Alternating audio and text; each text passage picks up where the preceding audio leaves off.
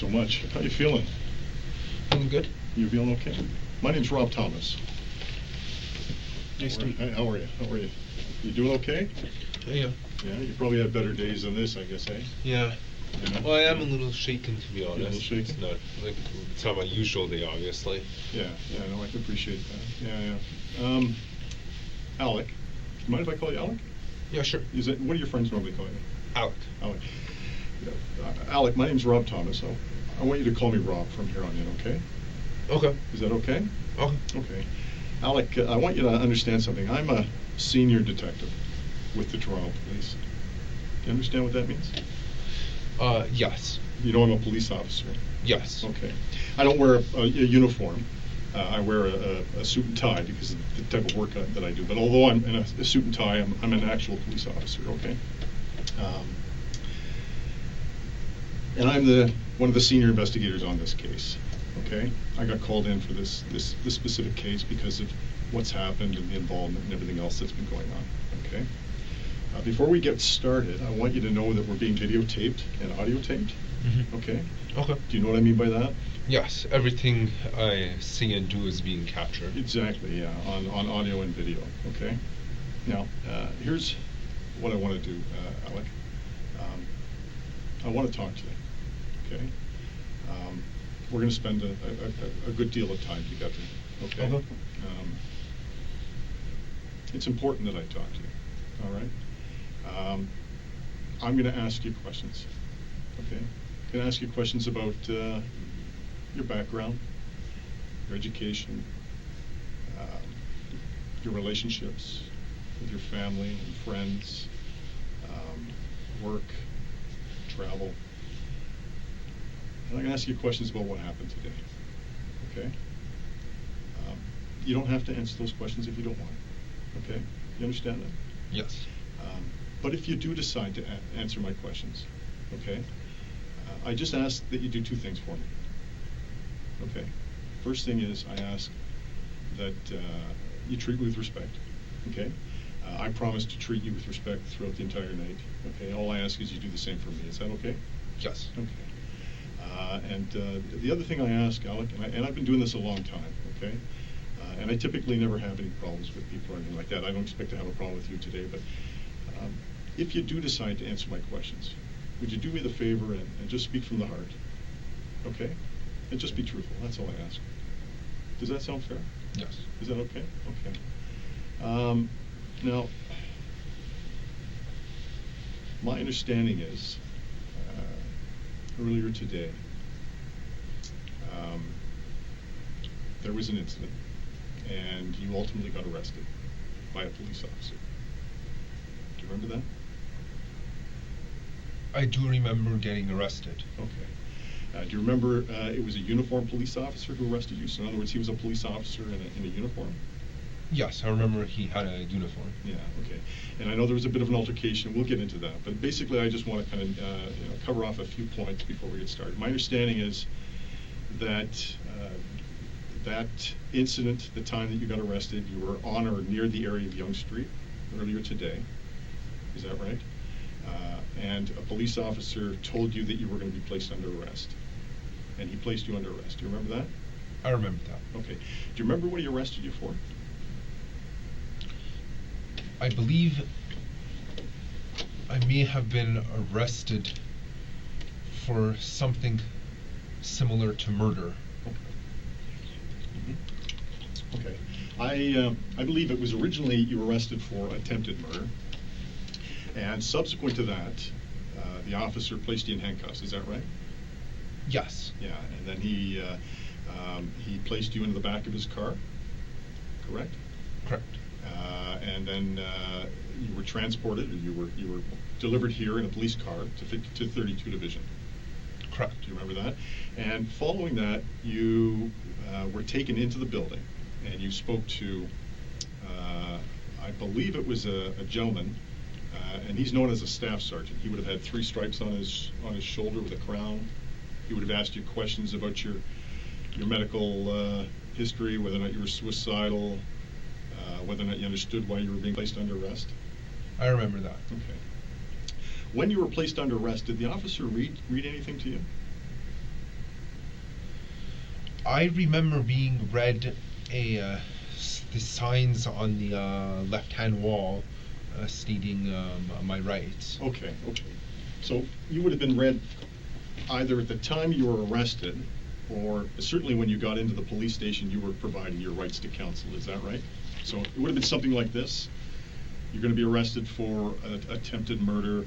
It's my duty to inform you that you have the right to retain and instruct counsel without delay. You have the right to telephone any lawyer you wish. You also have the right to... Now I'm starting to come back. Yeah, I remember. Okay, let me just finish here, because it's important you understand this. You have the right to telephone any lawyer you wish. You also have the right to free advice from a legal aid lawyer. If you're charged with an offense, you may apply to the Ontario Legal Aid Plan for assistance. 1-800-265-0451 is a toll-free number that will put you in contact with a legal aid duty counsel lawyer for free legal advice right now. Do you remember that? Yeah, now I remember that. Do you remember the officer reading you that? To be honest, I encountered various police officers. I don't remember which one read me that. Okay, all right. But nevertheless, you were read. We call that caution. You were read that caution. Yes, actually, now that you mentioned the word caution, I do remember hearing the words primary caution and secondary caution. Okay, great. Okay, that's interesting, because not a lot of people can remember those words. Okay, so that's what I read you is what we refer to as a primary caution. So you don't. Let me just get this straight. You're not sure if you remember the police officer reading you those rights, or if you were read that primary caution in the building. Is that right? Actually, I'm pretty sure I was read the caution inside that room within the building, okay, with the camera and the desk. Right. So we call that the booking hall. Mm-hmm. Okay. Do you know what it is that I just read you? What was read to you when you were inside the booking hall? Do you know what that means? I believe, to my best understanding, it means, as you said before, the rights that I have, my right to counsel. Right. Do you know what counsel means? A lawyer or attorney. Perfect, exactly, yeah. So what that means is actually a couple things. It means that you can call a lawyer. One means at the time you were placed under arrest, you were being placed under arrest for attempted murder. What that primary caution means, that you can speak to a lawyer, okay, or we call it counsel. If you don't have a lawyer or counsel of choice, it means that you can call a free lawyer. And we call that duty counsel or legal aid. Okay, and the 1-800-265-0451 is a toll-free number that you can call to speak to duty counsel or legal aid for free legal advice. Do you understand? Do you understand what that means? Yes. So it basically means you can call a lawyer. If you don't have a lawyer, you can speak to a free lawyer, right? What it also means is that if you were charged with an offense, so if you're charged by the police for a crime, and you can't afford a lawyer, okay, you can apply to the government to pay for your lawyer. Does that make sense? Yes. Okay, and we call that legal aid. Okay. Now, my understanding is the officers then provided you a secondary caution. Yes. Okay. It would have been something like this. You're going to be charged with attempted murder. You're not obliged to say anything unless you wish to do so, but whatever you do say may be given in evidence. Do you understand what that means? Yes, it means that I'm not required to speak, but anything I say can and will be used against me. Yeah, well, that's the sort of the American version of the Miranda rights in Canada. Yeah, I watch too much TV. You watch it? So do I. What you watch a lot of TV programs, like crime drama programs on TV? It's one of the. I used to watch a lot of CSI. Oh, you did. I love that show, but yeah. So in the States, they call that the Miranda. Anything you say can or will be used against you in a court of law. In Canada, we're a little bit different than the United States. I like to think we're a lot different, actually, than the United States. And what we have in Canada is a different type of caution. Anything that you say can be entered into evidence. And so anything that you say to me today, because we're being videotaped and audiotaped, a judge can watch that, okay? And he can listen to what it is you're saying, okay? All right. Now, did the officers read you any other cautions? I don't remember being read any other cautions, to be honest. Okay. I want to read one more to you. And it goes like this. If you've spoken to any police officer or to anyone in authority, or if any such person has spoken to you in connection with this case, I want it clearly understood that I do not want it to influence you in making a statement. Yes, actually, I do remember being read that. You do, eh? Okay. When do you remember being read that? While I was in my cell by Okay. by a non-uniformed officer. He was dressed formally, Okay, was he dressed? similar to you. Oh, I see. In a suit and tie? Yes, Oh, I I see. believe he may have been a detective. Mm-hmm. Okay, well, that makes sense. Do you understand what that means? Yes, it means that any statement, whenever I'm making a statement, it shouldn't be affected by something that one cop said to me. It should just be simply whatever I feel is the best as my defense. You're absolutely right. You know what? You hit it right on the head. You know what? And I thank you for that. That's very important. Yeah. Basically, what it means is that if you've spoken to any police officer, and you may not have spoken to a lot of police officers, but I know a lot of police officers have spoken to you today. Everything from the uniformed officer who arrested you, right through to the booking officers who collected your information when you came into the station, right up to the officers who came down into the cells and advised you of further charges that were going to be laid. You've spoken to a lot of police officers today. Am I right? Yes. How many in total do you think you've spoken to? I would say at least 5. At least 5. Okay. What that means, that caution that I gave you, what that means is that if any of those officers or anybody else for that matter have said to you that you have to talk to me, okay, that's incorrect. Do you understand that? Yes. Okay. You don't have to talk to me, okay? So if anybody has told you that you have to speak to me, I don't want you to listen to what they said, all right? I'm assuming nobody's threatened you or made you any kind of promise? No. Nobody's threatened you? No. No, nobody's made promises? No. For you? Okay. We call those inducements. So nobody's offered you any type of inducement, I hope, or anything like that? Oh, no. Okay. So basically what it means is that you don't have to listen to what the police have said to you previously, prior to you meeting me here today. And that if you do decide to talk to me, that it just be, like I said, from the heart and it be truthful. We call that being voluntary. Does that make sense? Yes. That makes a lot of sense. Okay. Now, in addition to that, I just want to clarify one more thing. Did you speak to the police and tell them what happened today?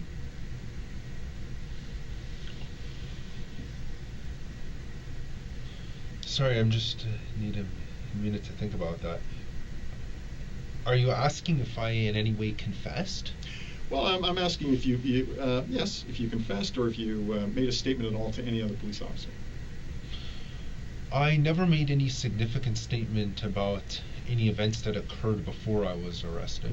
Great. Okay. So, if you did have any conversation with any police officer prior to being brought into this room, all right, and that includes making a statement or a confession, okay, I want you to ignore what you've said, okay, and I don't want you to refer back to that conversation, okay. And what I mean by referring back, I don't want you to tell me about any conversations you've had with any other police officers, okay. What I'd like to do is start fresh. We call this a clean slate. Okay. So from here on in, okay, I want this to be a fresh start. Okay. Does that make sense? Yes. Pretty straightforward. Okay. Now, when the officer arrested you, did he put handcuffs on you? Yes. Right. And my understanding is the handcuffs were behind your back. Yes. Okay. And he patted you down? Did he? What I mean by that? Did he search you? I remember being searched. Actually, I remember later on, as other officers came in, Mm-hmm. I was stood up, brought to the cruiser, and then as I was leaning on the car, I remember at that point I was being searched. Okay, all right. And so, as far as the search is concerned, to what extent were you searched? In other words, what did they search? What did the officers do? It was a pat down of the entire body to make sure there was no weapons or anything like that on me. Okay. And how do you know that they were searching for weapons and things like that? Because I remember they were searching my pockets, they were feeling my chest, my back, my legs. So that would be an indication that they felt I had weapons on me. Okay. Did the officers say anything to you while they were doing this? I don't remember exactly what they said. Okay. Other than just stand still. Okay. Along the lines of that. Did anybody tell you that they were searching for weapons? I do remember, although I don't remember the exact words, I do remember there was a mention of being searched for weapons. They may not have been speaking directly to me, but they may have been speaking to each other. Okay. Did they take your clothes off? No. Did any part of your clothing come off? No. Okay. And so then from there you were placed in the car? Correct. Okay. All right. And how many police officers were in the car while you were being driven to the station? Two. Okay. And I'm presuming they were both in the front? Yes. Okay. And did you have any conversation with the police officers? No. Okay. And then you arrived here at the station? Yes. Okay. And how long of a drive was that? About 10 minutes. About 10 minutes. Okay. And did it appear to be a direct route? Yes. In other words, they didn't stop for coffee or anything like that? Or? No. Okay. All right. And then you came into a garage? Yes. Okay. We call that the sally port. That's what we refer to that as. And you were, I understand you were taken out of the back seat of the car? Yes. And then you were led to a desk? Yes. And there was an officer, a senior officer, a higher ranking officer was behind that desk. You probably didn't know that, but we call that officer the officer in charge of the station. Do you understand that? Yes. And he would have asked you some questions? Yes. Okay. And my understanding is those questions dealt specifically with any medical issues. Yes. Right? And whether or not you understood why you were being placed under arrest? Yes. And whether or not you understood your rights to counsel or your right to call a lawyer? Yes. Okay. And then from there, my understanding is you were taken to the cell area? Yes. Okay. And you were placed in a cell. And my understanding is that cell is a bathroom. It has a toilet. Yes. It has a toilet and a sink. Yes. And then following that, now there were a couple of other events that are important. One was, my understanding is that you were given an opportunity to speak to a lawyer. Yes. Okay. And you indicated to the officers that you didn't have a lawyer. Correct. And that you didn't know who to call. Correct. And so the officers offered you an opportunity to speak to duty counsel, which is that free legal service that I talked about. Correct. Okay. And my understanding is you spoke to duty counsel. Correct. Okay. And you did that in private, is that right? Correct. In other words, there wasn't anybody listening to your conversation? Correct. Okay. Now, I don't want you to tell me what the lawyer said, but did you understand what the lawyer was telling you? Yes. Okay. Are you satisfied with the information that he told you? Yes. Okay. Now, following that, my understanding is, and I might have gotten the sequence of events mixed up, so correct me if I'm wrong. There's been a lot going on today, and I've been very busy, but my understanding is at some point, if I'm not mistaken, a police officer in a suit came down, and he told you that he updated you with respect to the charges that were going to be laid. Yes. Okay. And do you remember what he said to you?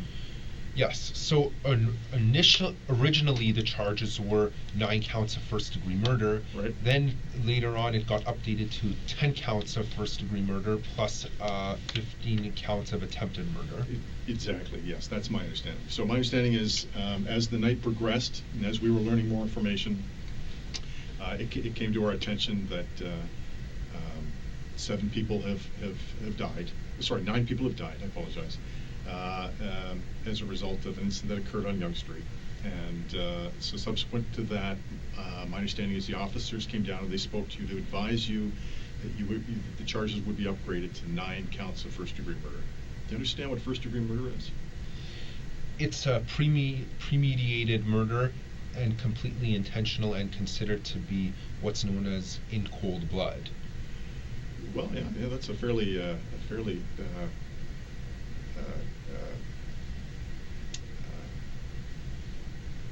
precise way of describing it. What we call it premeditated. It means premeditated. You understand what premeditated means? Yes, it would mean that someone planned for that murder in advance. Right, planning and deliberation. In other words, if somebody committed first-degree murder, they would have took the time out to think about what they were going to do, sit down and deliberate over the plan. So in other words, they were going to sit down and go over the details of the plan, figure out what it is they were going to do, and how they were going to execute the plan, and so on and so forth, to commit a murder. Plan and deliberate. That's what it means. So there's a lot of thought and energy that goes into planning to kill somebody. That's what first-degree murder is. Okay. And so initially it was 9 counts of first-degree murder. And do you remember the officer that told you that? I believe if I remember correctly, it was the officer wearing the suit. The officer wearing the suit who walked you in here today, or walked you into this room? Yes. Okay. All right. Now, did he tell you that you could speak to a lawyer again? Yes. Okay. So he gave you your rights to counsel again? Yes. Okay. And in answer to that caution, that first caution, do you understand? Did you understand what you were being arrested for? Yes. Okay. Did you understand that the charges were now being upgraded to 9 counts of first-degree murder? Yes. And did you understand that you could call a lawyer again? Yes. Okay. And what did you say to the officer in response to calling a lawyer again? I think I simply just acknowledged. I said, okay. Okay. And my understanding is he asked you, do you want to speak to a lawyer again? Do you remember what you said to him? I believe I said no thanks. Okay. The reason I gave that response was because since I had already spoken to a lawyer very recently, I felt that I wouldn't be given new information at that point. Right. That makes sense. Yeah, that makes sense. Okay, that was my understanding. And then subsequent to that, now again, I might have the facts mixed up, just in terms of the chronology. But my understanding is, did somebody come down and take photos of you? Yes. Okay. Was that okay? Well, let's maybe touch on that. It actually happened twice. Okay. And initially, the first time it happened was at the very beginning of when I got arrested. Right.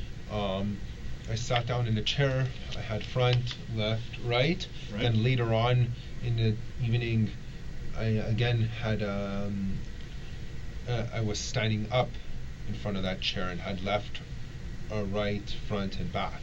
Okay, well, let's talk about that. So the first time you had your photo taken, front, left, and right, where was that done?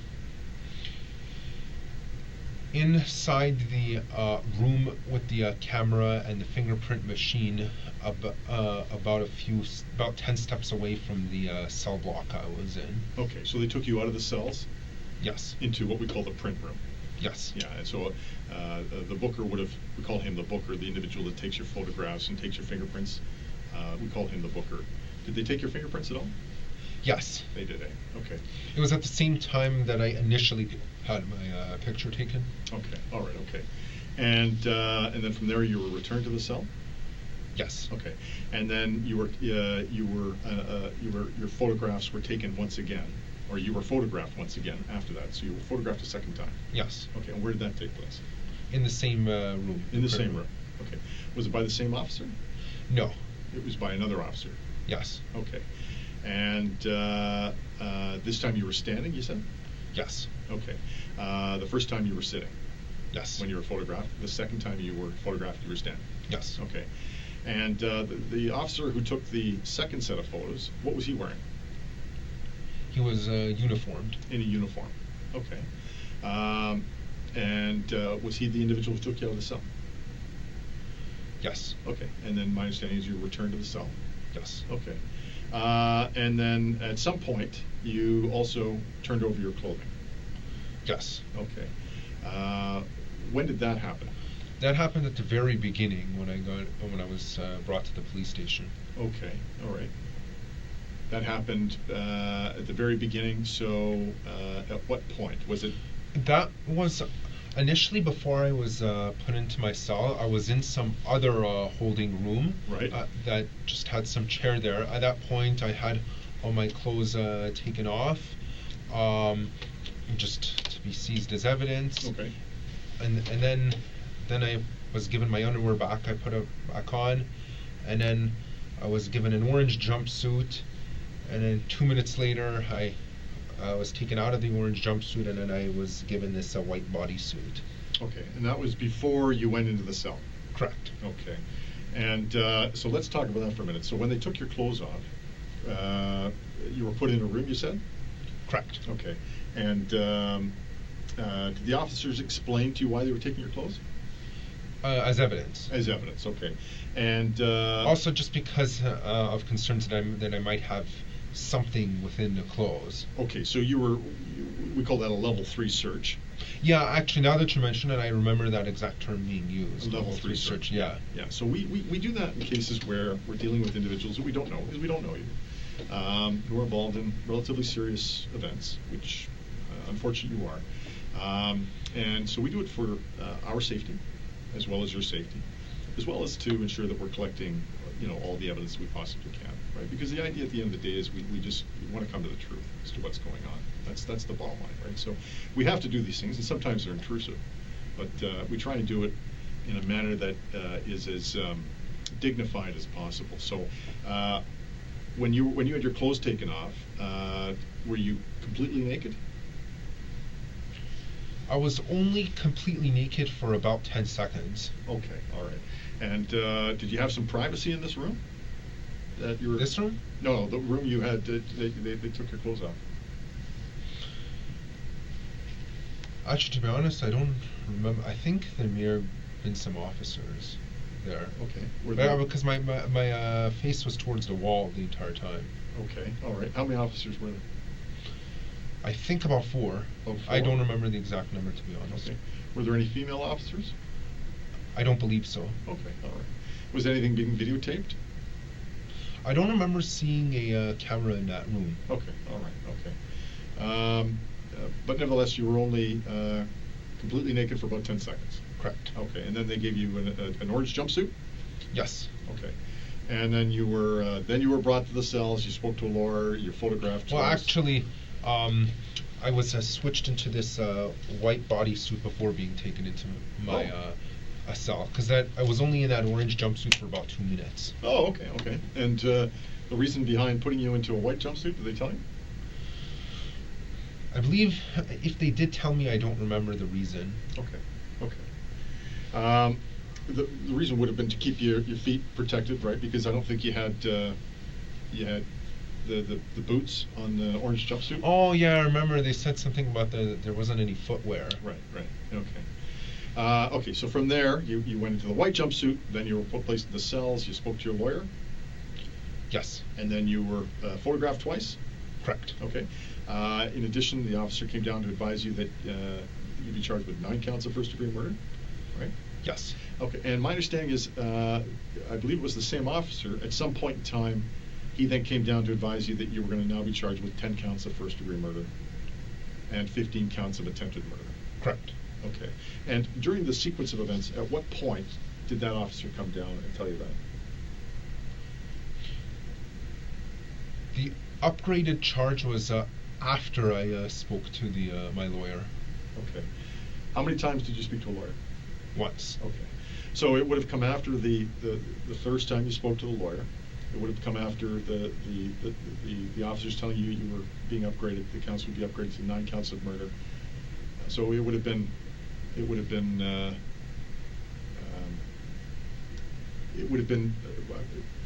some time after you spoke to your lawyer that they told you that you were now being charged with 10 counts of murder, first-degree murder, and 15 counts of attempt murder, correct? Correct. Okay. Did the officers explain to you again your rights as far as calling a lawyer? Yes. Okay. And what did you say to them in response to that? I simply said, okay. Okay. And anything else? No. My understanding is the officers asked you, do you wish to call a lawyer? Yes, they did. So the second time I said no thanks, and the reason, as I said before, the reason I gave that answer was just because I had very recently spoken to a lawyer, so I thought that I wouldn't be given any additional information at that point. Okay. All right. Well, here's what I'm telling you here today. It's important you understand what I'm saying. Okay. You're going to be charged with 10 counts of first-degree murder, okay, as well as 15 counts of attempted murder. I've read you your rights to counsel, your caution, secondary caution, and so forth. Do you wish to speak to a lawyer? The choice is yours. Yes, I will speak to a lawyer. You want to speak to a lawyer? Yes, please. Okay. Did you have a lawyer, or did you want to speak to duty counsel? I'd like to speak to duty counsel, please. Okay, yeah, no problem. So can you just hold on? Can you sit tight for 1 second? I'm just going to exit the room here for 1 minute. Okay. If you just sit tight, I'll be right back, and then I'll take you down, and we can do that.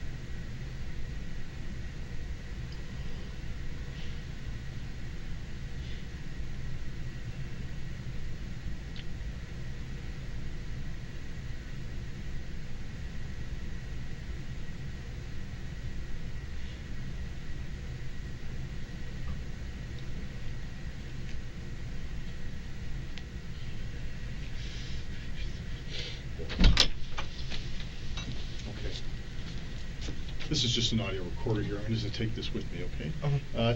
I'm not going to have any trouble with you, right? No. You promise me that? Yes. Okay. I appreciate that. Now I'm just going to take you down the hall. We'll just put you in a room. Okay. And then I'm going to make a phone call to you.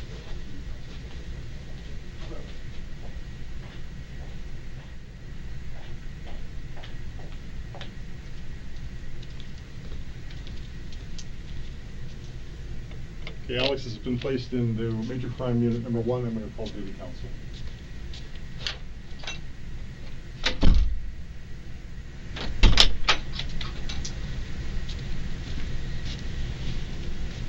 Phone call has been made to duty counsel, and we're just waiting for a call back.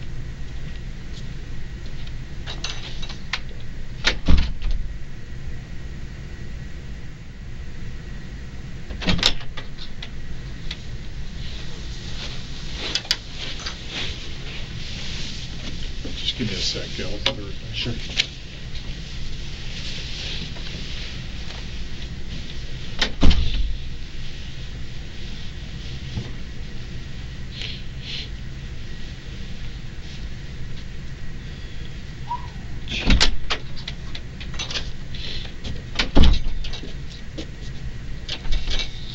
Okay. So, before we go any further, just tell me what happened from the time we left this room until the time we came back. What took place? My lawyer told me not to answer. Okay. I understand that. Okay, and I'm glad you told me that. You know why? Because that tells me you understand what your rights are. Okay. But you need to understand something. Okay. We, the police, have a job to do. Okay. And that job includes collecting evidence, speaking to people, trying to understand and uncover what's happened, what took place, and asking questions.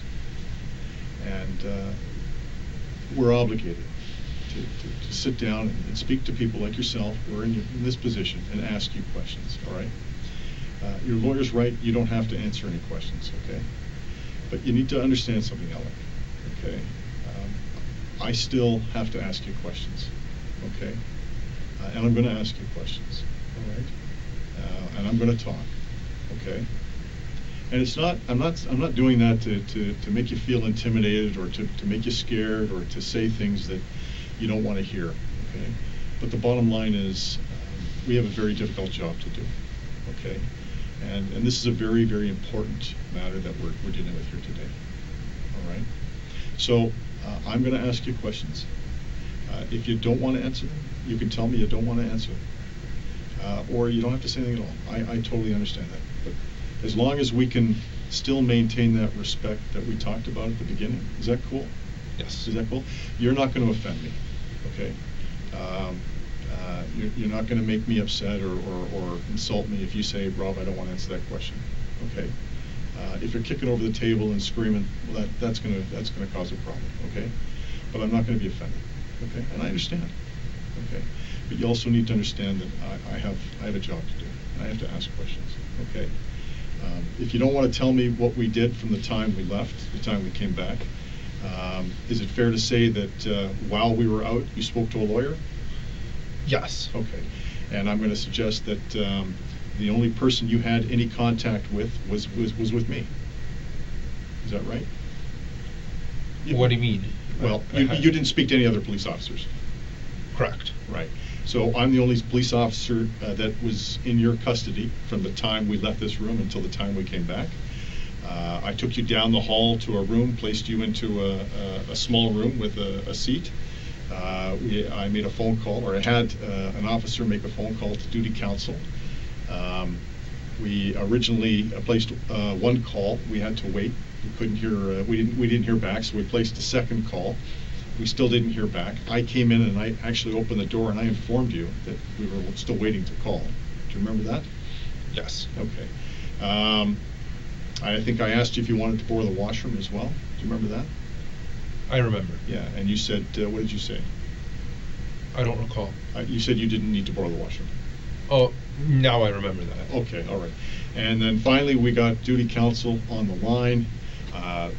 We put the counsel, the lawyer, we handed the phone over to you. My understanding is his name was Mr. Rodriguez. Did he tell you what his name was? I don't recall his name. Okay, he identified himself as Mr. Rodriguez to me. I don't want you to tell me the conversation you had. It's what we call private. But I want to ask you, did you understand the conversation that you had with Mr. Rodriguez? Yes. Did you understand what he said to you? Yes. Are you satisfied with the information that he's provided you? Yes. Okay, great.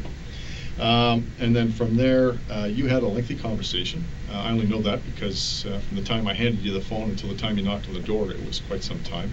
I'm guessing it was over 10 minutes? Yes. At least over 10 minutes, yeah. And then I came to the door and I asked you if things were okay. You knocked on the door, so I opened it. You told me that you'd finished your conversation with a lawyer.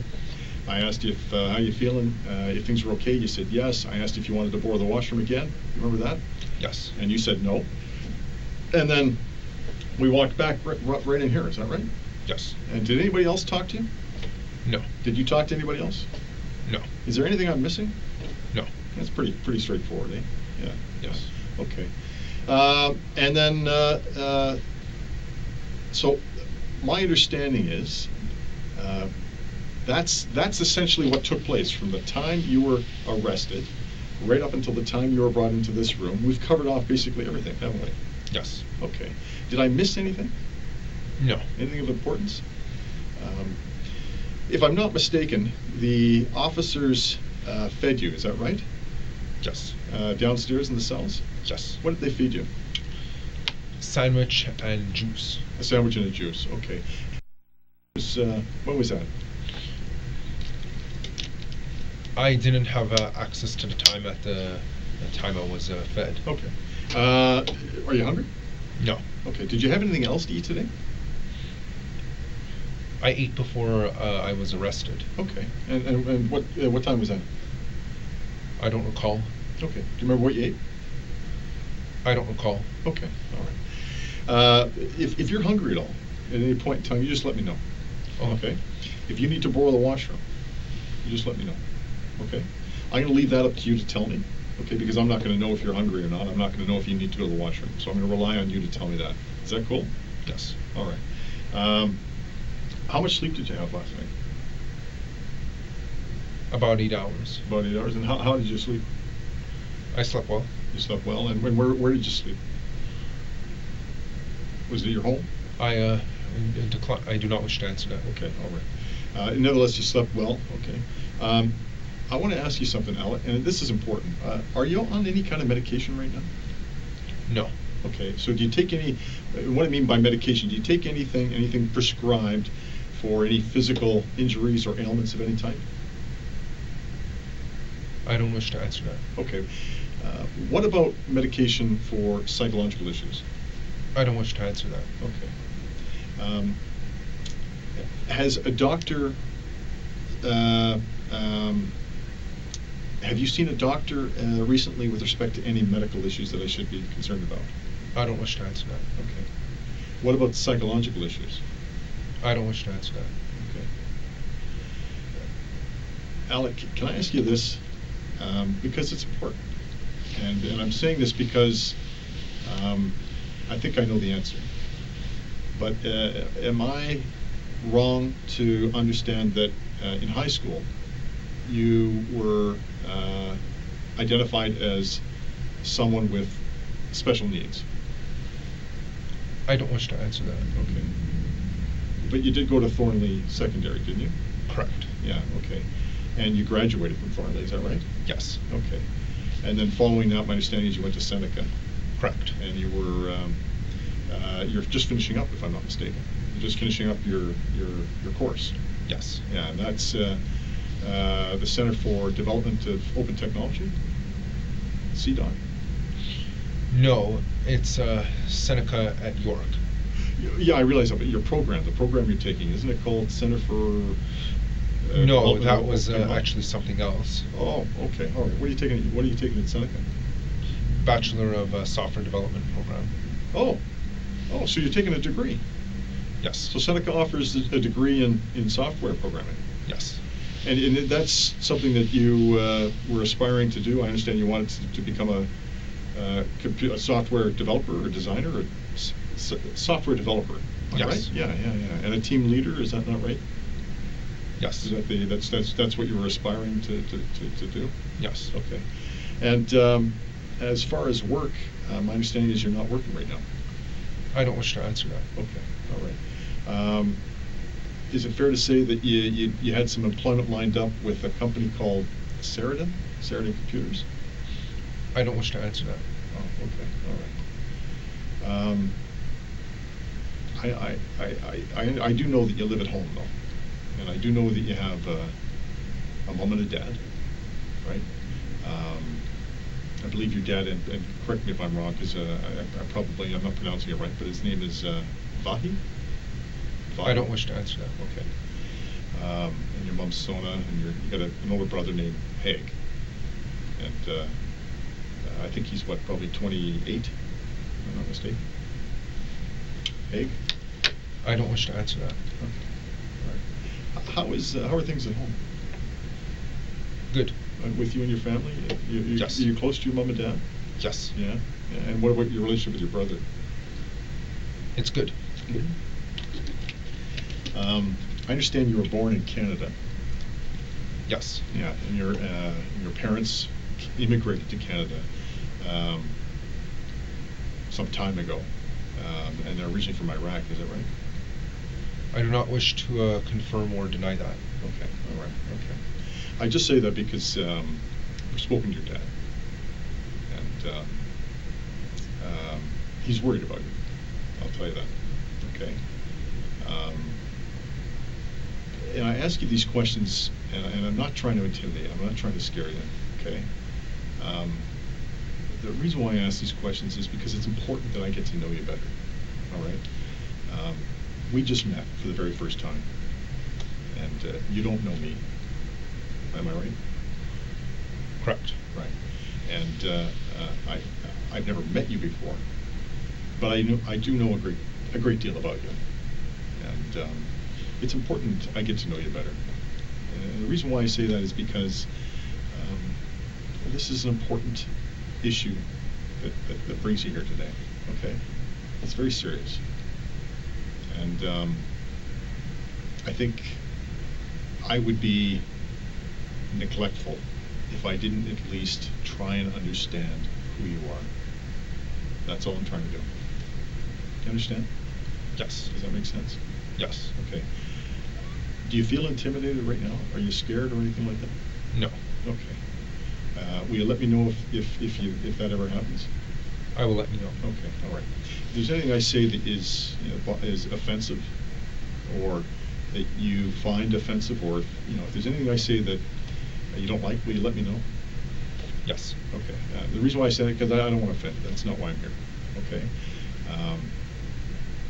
I do know this. My understanding is you were in a special needs class in high school. Okay. It was a small classroom, specifically designed for people with special needs. My understanding is that there were a number of students in that class who excelled very well in certain areas, and didn't do very well, or were they performed poorly in other areas. So there were, there was a mixture of individuals in the class, and the idea behind being placed in the special needs class was to focus on the areas where they didn't perform as well. In my conversation with you, in my experience with people with special needs, because I've been doing this a long time, and I have actually family members who have special needs because of a variety of different reasons. I can recognize people who have special needs, and so the reason why I'm saying that is because I want to make sure you understand what I'm saying. Okay. I don't want to be saying something that is going to confuse you or make you feel uncomfortable, or make you feel scared. Does that make sense? Yes. Okay. Now, my understanding is your dad's not working. He used to work for Rogers, but he's out of work right now. But he's looking for work. Is that right? I do not wish to confirm or deny that.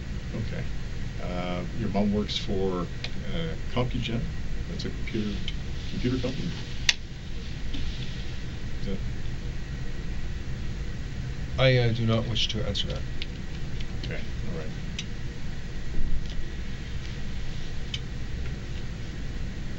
Are you in any kind of relationship right now with an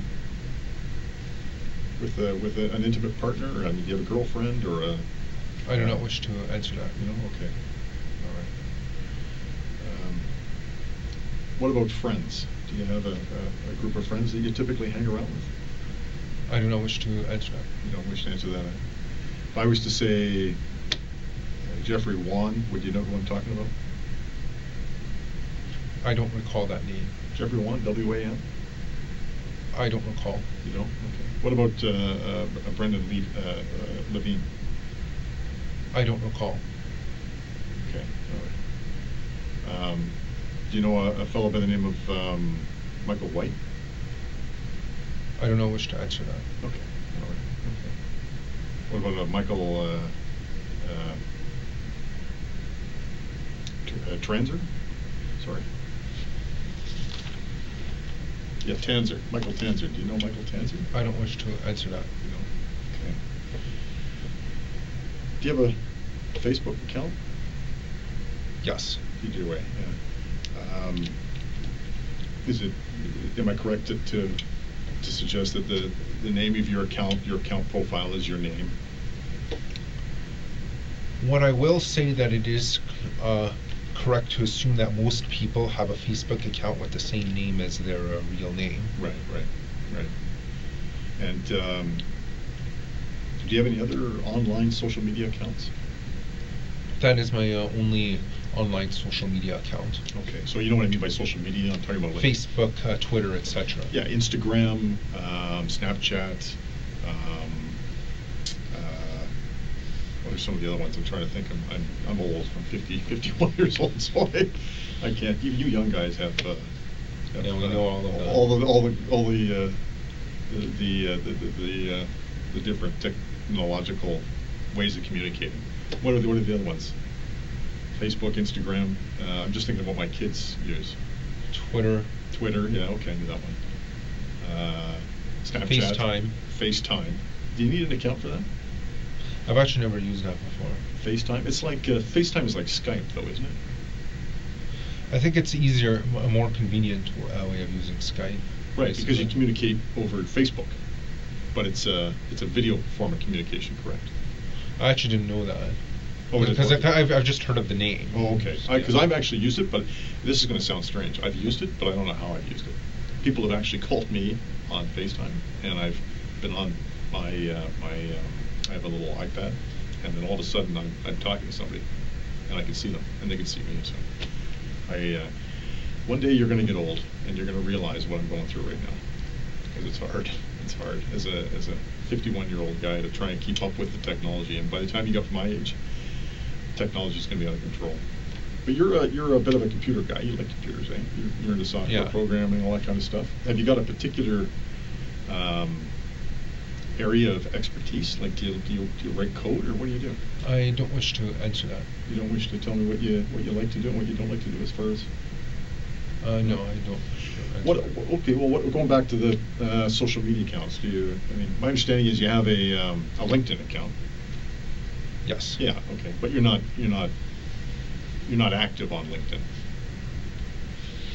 Do you know what I mean by that? I don't sign in daily. Right. And the information you have on LinkedIn's fairly limited. Yes. Yeah. And my understanding is your Facebook account is your activity on Facebook is kind of sporadic. Sometimes you're on, and then you go off, and then you go back on, and you close down your account, and then you open it back up. Why is that? I don't wish to answer that. Am I right to assume that you've closed your Facebook account down in the past? I may have done it once. Yeah. Oh, okay. All right. When did you close it down? Did you say when or why? No, when? I don't remember. It was quite a while ago. Oh, okay. And how long was it closed down for? I would say at least a year. Oh, okay. And then, am I right to assume that you just recently opened it back up again? Yes. Yeah. Okay. And when did you open it back up? I think about a month or two ago. About a month or two ago. Okay. And how many friends do you have on Facebook? I don't remember the exact count. Okay. Are you active on Facebook? My rate of a sign-in is inconsistent. Sometimes I might sign in for a couple of days, but then might not sign in again for another week or so. Oh, okay. Is there a reason for that? I just don't have a specific pattern when deciding to use Facebook. You don't. I'm just thinking in terms of a routine. Like when I actually use Facebook a lot. I'm surprised, being as old as I am. But one of the reasons why I use Facebook is because it keeps me. I don't post a lot of stuff on Facebook because I'm not that time. I'm kind of shy that way. I don't like to tell people what I'm doing. But I like looking at what other people are doing. And I don't have a lot of friends, but I have a few, and I kind of keep up to date with what they're doing, and I watch and I look, and so as a routine, I don't want to say daily, maybe daily. I go onto my Facebook and I check, but I don't post a great deal of information because I for some reason, I don't know, in my mind I just don't like to reveal what I'm doing. When you say you're on Facebook, what do you mean by that? I simply mean that I'm occasionally signing in to use it minimally. Okay. So when you say using, is that, are you posting stuff on your web? It could be profile? posting, or it could be private messaging another individual on Facebook. Oh, I see. Okay. And what kind of stuff do you typically post on your Facebook? There's no specific pattern as to the type of content I post. No. It's just random stuff, depending on whatever you're thinking of the day, or. You could think of it like that. Mm-hmm. And messaging, or what kind of conversations are you typically having on Messenger? I don't wish to answer that. Oh, okay, all right. Am I to understand that you've had some military experience in the past? Yes. Yeah, okay. Was it in Canada? I'm assuming? Yes. Yeah. And my dad was in the military. My dad was actually in the Navy. He joined when he was 17 years old. And in fact, he wasn't 18, so he actually had to have his parents sign off to give him permission to join the Navy. But so in the military, we have the Air Force, the Navy, and the Army. Which one were you part of? Army.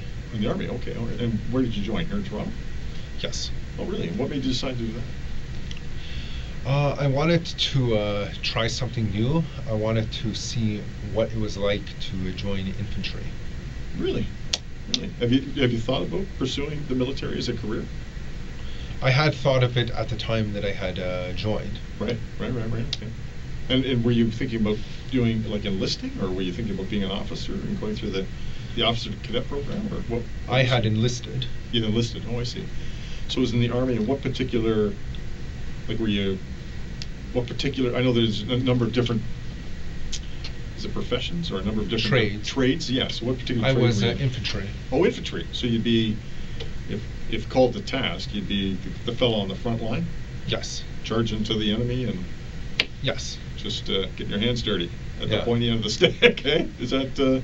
Is it? Yeah, as per the trade description. Oh, okay. Right on. What? So specifically, So within the infantry, did you have a particular skill that you wanted to develop, or was it just? I was interested in learning how to use weapons. Beautiful. Okay. Specifically, large guns. So large guns is in what? Like. Such as assault rifles. Oh, okay. So you're not talking about howitzers and cannons, right? You're talking about like. Yeah, because those you can actually hold in your hand. Right. So what type of weapons would the military, the Canadian military, be training their members in? Because you know what, I play a lot of Call of Duty, right? Have you ever played Call of Duty? Unfortunately, that game isn't realistic. However, I never made it far enough in my basic training to use guns, so I don't know what type of guns the military uses. Oh, okay. What makes you think? I thought Call of Duty was real. Well, I know that the scenarios aren't realistic, but like the weapons they use are realistic, aren't they? And the camo and the uniforms and stuff like that. Unfortunately, the logistics of how the weapons are fired are not realistic in real life. For example, there's a lot of recoil when firing an assault rifle. Right. Yeah. No, I imagine, and you're not getting much recoil on your computer, whatever. Definitely not. The little handheld console you're using. Of course, it vibrates a little bit. But do you play Call of Duty? I played it in the past. Yeah, I enjoy that. I like that. And there's another one I really enjoy was Honor, Badge of Honor. I've actually never played that, to be honest. That was actually better. That's better than the Call of Duty. Better, Badge of Honor. I think Call of Duty is Microsoft, if I'm not mistaken. I don't know. But this was another company. But Call of Duty is made by Activision. Activision. Okay, right. And now, so Badge of Honor is something else. It's another company. I don't know what it is, but do you find yourself do you play a lot of video games? A guy like you, 25 years old, imagine you're. Yeah, I actually like playing video games, especially the violent ones. The violent ones, yeah. I just like to let out all my urges into the TV screen. That's why they're there, right? What other ones do you play? I played Halo a lot in the past. Okay, all right. That's more of a sci-fi kind of futuristic stuff. It's not. I wouldn't say Halo's terribly violent. I mean, you're killing Martians and things like that. At least you're not killing other humans. Yeah. Do you play Grand Theft Auto? I played it a couple of times on someone else's Xbox. I've never actually owned any copies of Grand Theft Auto. Mm-hmm. So as far as being a gamer, how would you classify yourself? Are you like a I would big gamer? classify myself as a hardcore gamer. Hardcore gamer. So in terms of hours spent during the day playing video games, how often would you? How many hours would you spend? I would say an average of 5 hours per day. Oh, okay, all right, okay. That seems reasonable. That's at your age, I'd probably do the same Even thing. given my course loads. Okay, and so that's with school. Yes. So okay, so and you were full time. Yes. Yeah, and you're in a computer degree Yes. program, right? Which is, I imagine, intense. Yes. Like hard work. Yes. Right? Have you always been? I'm saying this because I've got a nephew of mine who's actually in BC right now at the University of Victoria, and he's in a computer engineering program. So I don't know if computer engineering is the same or not. There's an overlap, but it's not the same thing as computer programming. It's not okay. But his course load is intense, and it's highly mathematical. A lot of math involved, a lot of equations, a lot of problem solving. I never actually had to do that much math in Really? my program. It was mostly coding. Coding. Oh, so you write a lot of code? Yes. Now, do you write what type of language do you write? I've used C, C++, C++. Java. And Java would be web-based? Java's really for writing No, code for websites? Java is more generic. Yeah, okay. But C++ is the more popular coding for computer programs. Yes. Yeah, okay. And what made you decide to get interested in that? Well, I was kind of a nerd in high school, and So I was took I. a course on computer programming. And I took one course that was programming in high school, and after that, I decided I really liked coding, and I wanted to sign up for a program in college. Really? And then you just carried it through, and you got into Seneca, and Yes. things were good. Now, was it difficult getting into Seneca? Did you obviously had to I apply. had to. The only difficult part was ensuring that I had high grades near the end of high school. Right. So did you finish grade 12, or did you go on to grade 13? I'm trying to think. I finished grade 12. Okay, they didn't have grade 13 when you. No, they already discontinued that long before I started high school. That's what I thought. Yeah, that's what I thought. Because when I first, I'm from BC. I grew up out west in Victoria. I don't know if have you ever traveled the country?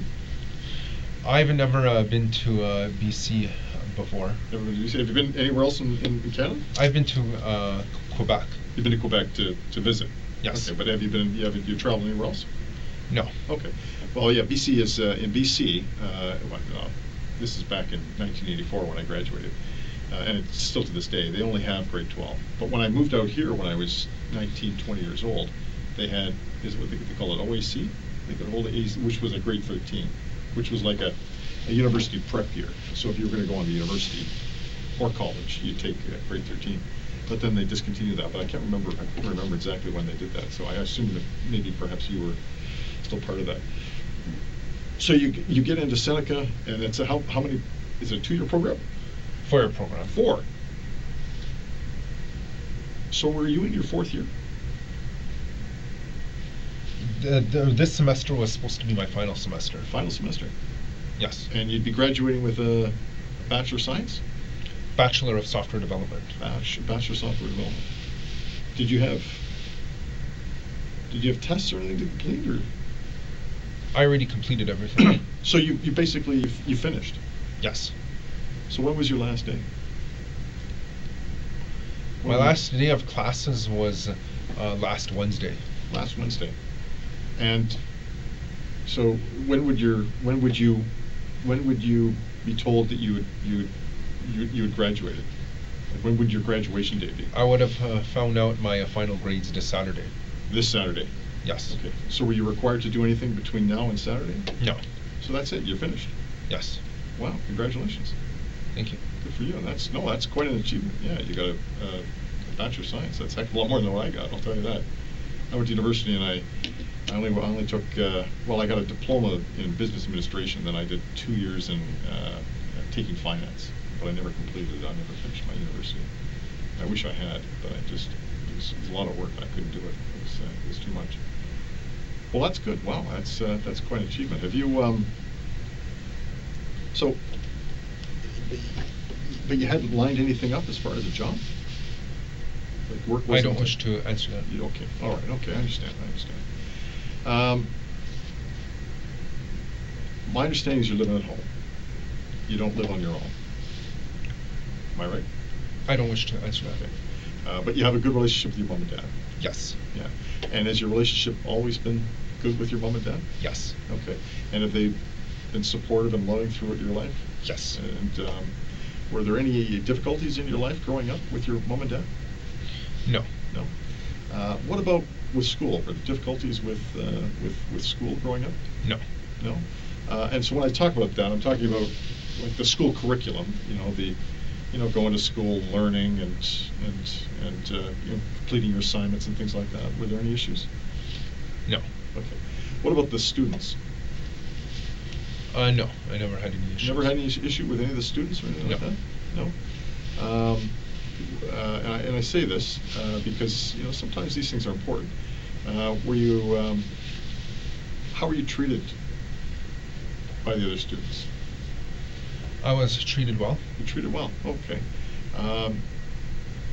Did you have any difficulties with any particular group of students? No. No. What about difficulties with girls in particular? No. No difficulties with girls at all? No. No, not at all. How do you feel about girls in general? I'm attracted to them. Oh, you are? Okay. So you're heterosexual? Yes. Would it be fair to say that? Okay, that's important. Have you ever had a relationship with a female? I don't wish to answer that. Okay, all right. In terms of females, I mean females and women, because you're 25, you're a young man, right? We'll call them women. In terms of your feelings towards women in general, how would you describe that? I would say that sometimes I am a bit upset that they choose to date obnoxious men instead of gentlemen. Yeah. So I have a well, I got involved in this issue. I'll tell you about it later. But so my understanding is you have some problems with women who date obnoxious men. Right? Yes. And these guys, I'm thinking you're talking about the fellows who are loud, arrogant, generally outgoing and popular with girls. Yes. Is that what you're talking about? Yes. Okay. And you have a problem with the women that date these fellas? Yes. Why is it that you have a problem with the women? Because I feel that it's illogical to be dating such men when they could be dating gentlemen instead. Right. That makes sense. I mean, and I've seen that because I've grown up. And I'll tell you one of the issues that I had as a kid growing up, because I was, this is going to say, you might not believe me, but I wasn't a very big kid growing up. I was actually very, very small. And it took me a long time to grow.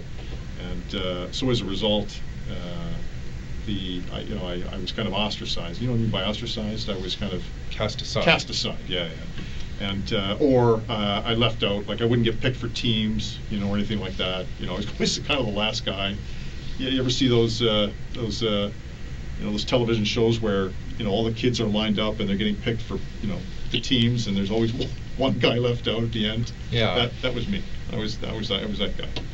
And I was never very popular with girls in school.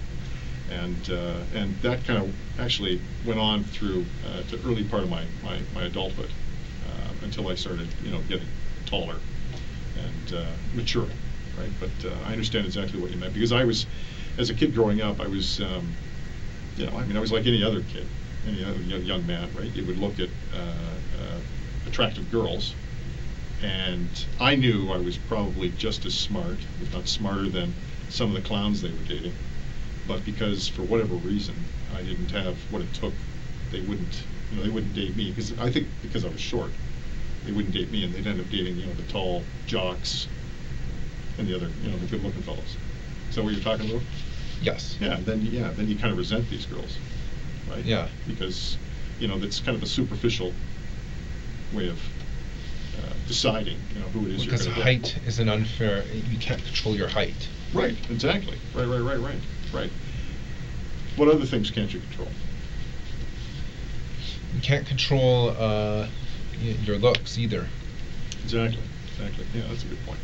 Although you're not a bad-looking guy. Thank you. No, you are. You're a good-looking guy. You keep yourself well, and you're good. You're fit. You're tall. Yeah. What other things can't you control? I'm unaware. I'm not aware of anything else you can't control. What about like physical disabilities? Right. Obviously, if you were blind, or Unfortunately, you can't control that. Yeah, you can't control that. That's what I mean. So these are things you can't control, or other disabilities. If you're mentally handicapped, or if you have an amputee, or there's other things. So does that would you include that in those issues that you can't control? Yes. And so how long have you had this this feeling towards women who are attracted to this particular type of guy? Ever since I started college. Ever since you started college, okay. Was it something that occurred as a result of a single incident? Like, was there one particular moment in your life where it sort of struck home this was a problem, or was it just on Halloween of 2013, I was attending a house party, mm-hmm. and I walked in and attempted to socialize with some girls. However, they all laughed at me and held the arms of the big guys instead. Really? Yeah. Wow, that's kind of rude. And how did that make you feel? I felt very angry that they would, because I considered myself a supreme gentleman. I was angry that they would give their love and affection to obnoxious brutes. Really. And so it was at that particular moment, and that was sort of the defining moment that made you think that, this is wrong, and these people are Yes. are unfairly treating you in the way that they were. Yes. Yeah.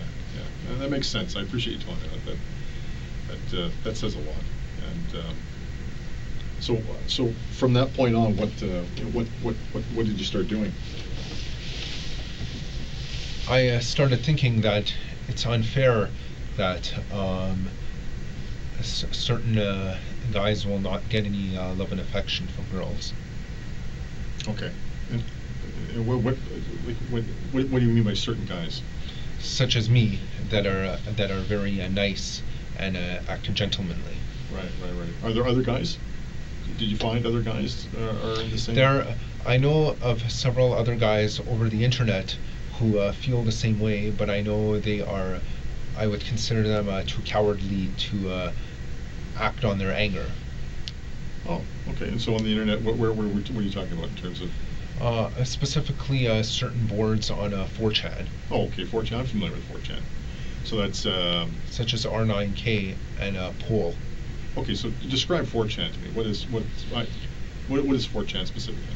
It's an image board right. where people can anonymously make any post they want. Mm-hmm. The three boards that I have frequented are B, which is the random board. Okay, yeah. POL, or poll, stands right. for politically incorrect. Okay. And R9K, which is basically means R9000. It's in effect, they're saying we're all robots. Anyone who messages on that board. Okay, so those are the three boards that you go to. Yes. To is it fair to say you chat? Yes. You chat, so you chat with other similar-minded people. Yes. Right. So 4chan is a website, and within 4chan there are these messaging boards. Yes. And they're individual boards specific to like-minded people. Yes. And how many boards would there be in total on 4chan? There are about 50 different boards on 4chan, but most of them are actually unrelated to the to B or 9K or poll. Therefore, I don't bother going on them. Right. Because in fact, if I tried to talk about topics that I was talking about on those other boards, my post would get deleted. Oh, okay, all right. So there's moderators. Yes. Who monitor the conversations, and they kind of police the conversations, and if you're not part of the group conversation, they kick you out. Yes. Oh, okay, that makes sense. So when did you first start going on to 4chan? Since 2014. Oh, okay, all right. And how did you learn about 4chan? I was informed about it by a friend at college. Oh, okay, all right. And was he on it as well? Or? Yes. Okay, what's his name? I don't wish to answer. Okay, I understand. But nevertheless, it's a friend who's on 4chan. Was he in the same chat rooms? Yes. Oh, okay, all right. And so would you have conversation with him in those chat rooms? Yes. Oh, okay, all right. And so how many other people would be in these 3 particular chat rooms you talked about? It doesn't actually tell you how many are in there at once, because it doesn't. As a software, it's not actually a chat room. It's more like a message board where anyone can post at any time by simply going to the thread, okay. But they don't have to stay there. Oh, I see. So it's not live. It's not live chat. No. It's a thread. So when you say it's a thread, it's essentially like a forum. Right. So you make a statement, and then somebody will answer, or they will reply to your statement. Correct. And then you've got. Or they might reply to the original poster, or what is known as OP. Right. Okay. I see. Okay. And so the general content of these 3 forums. Am I using the right word? Forum or Image board. Image board. So what's the general the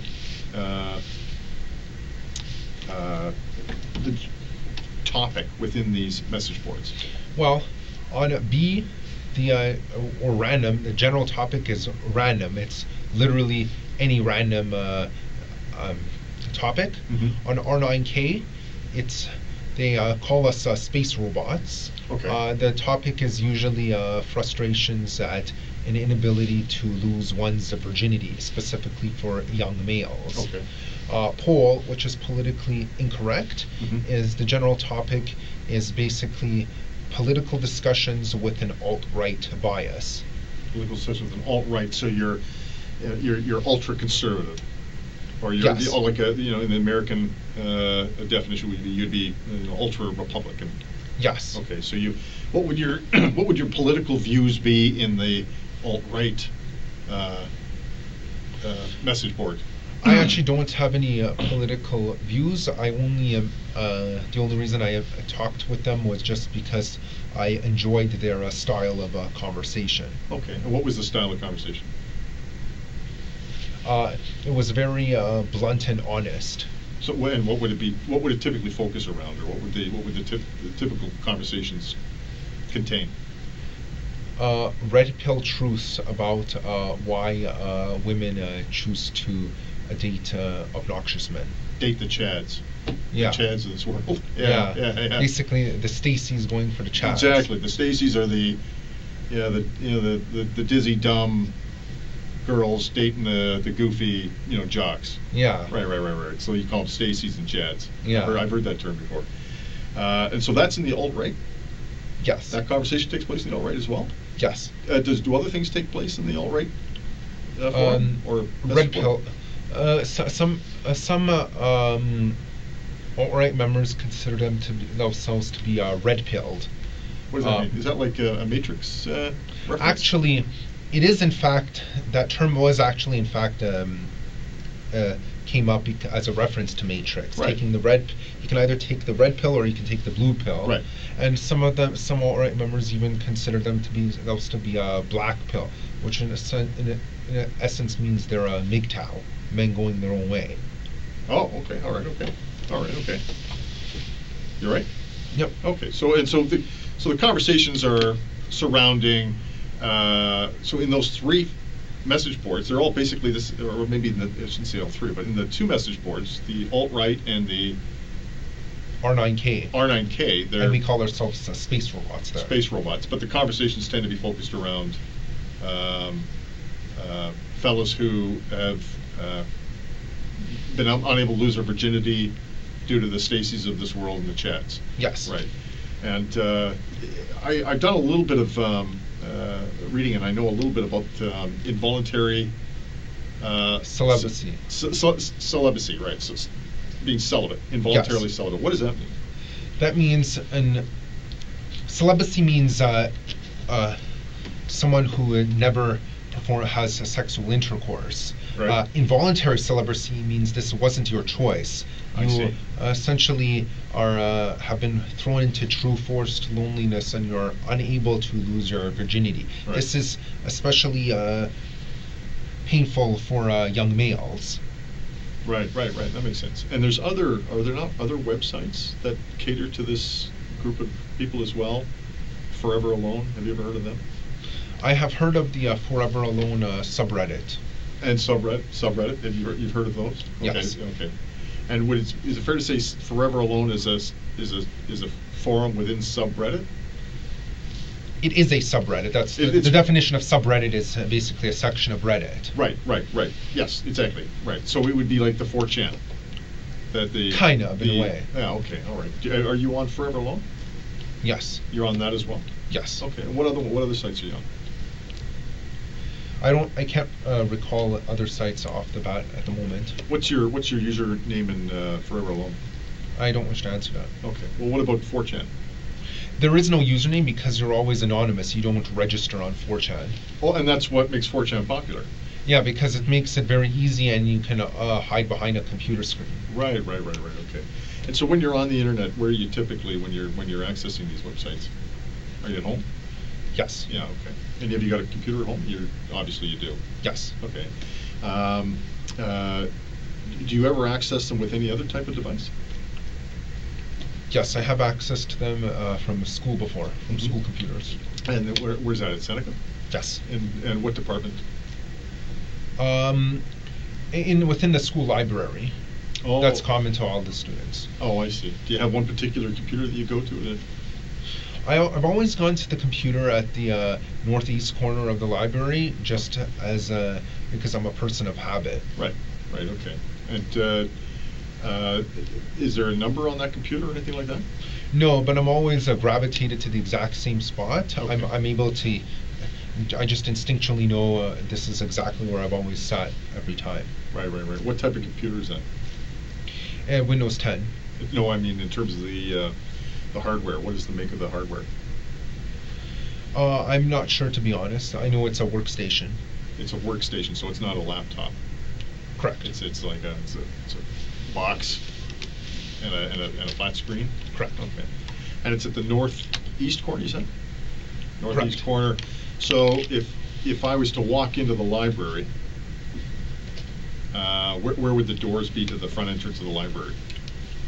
They would be very close to the southeast entrance of the S building of Seneca at York. Okay. And the S building contains the library? Yes. Okay, and the southeast entrance, and then you'd walk Then in. you would, as soon as you enter, you would turn left, and then when you walk, then you'll see the entrance to the library on the left-hand side. Oh, I see. Okay. Draw me a picture of what the library looks like.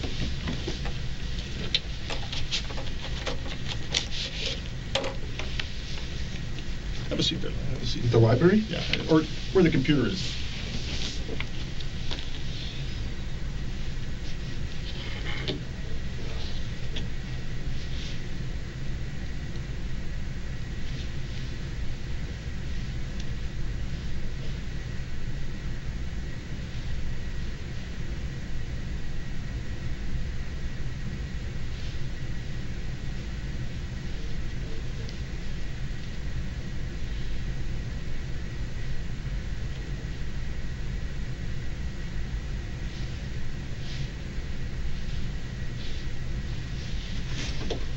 That's essentially the getting the main layout. So I'm looking at this. That's north. The top of the page is north, east, west, and south. Yes. Okay. And where's the entrance? The northeast corner is the entrance. Yes. And this is around the corner where I where I prefer to sit when using their computers. Okay. Put a circle or a square. How would you show me where the I would put it here. It's not actually the very northeast corner because the actual northeast corner has a bunch of Macs. I'm using the most northeast Windows computer there. Okay, just put computer beside that. Right. Okay. Do me a favor. Just sign the bottom there so I know that's yours.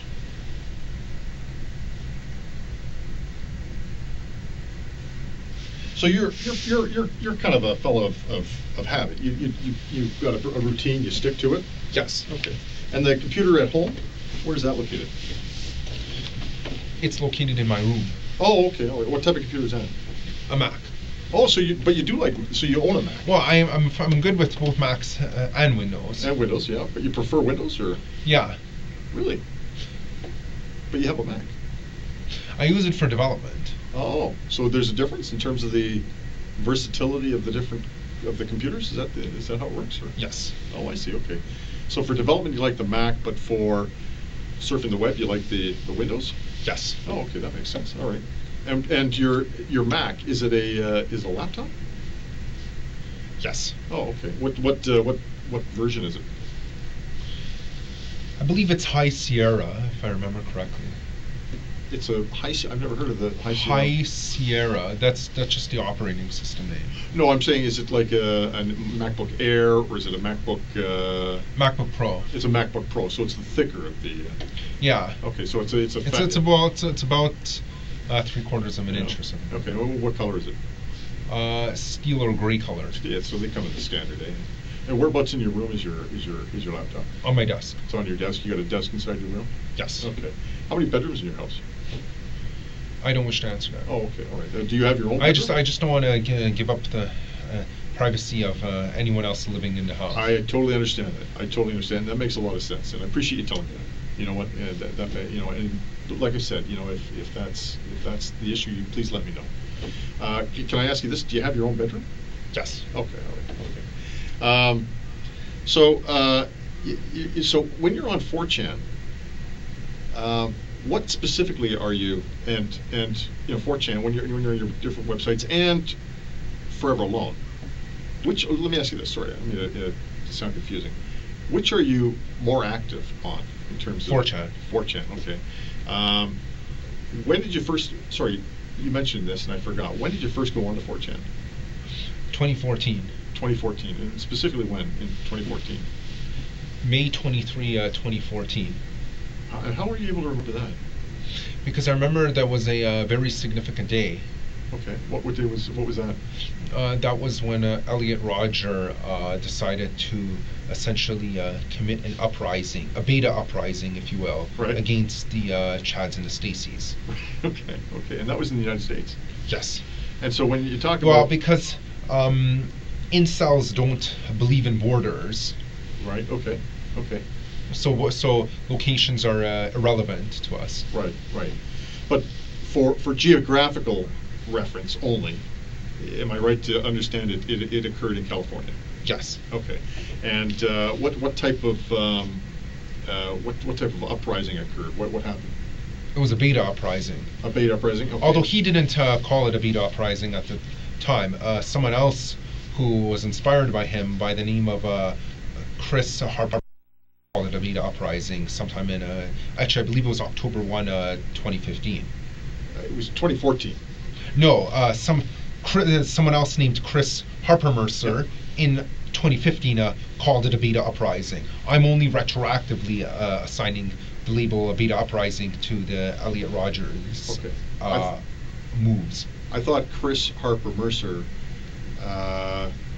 committed a beta uprising in Oregon in 2014, which later fueled Elliot Rodger to do something similar in California in 2016. It was actually the other way around. Elliot Rodger in 2014, You're right. I'm sorry. Yes.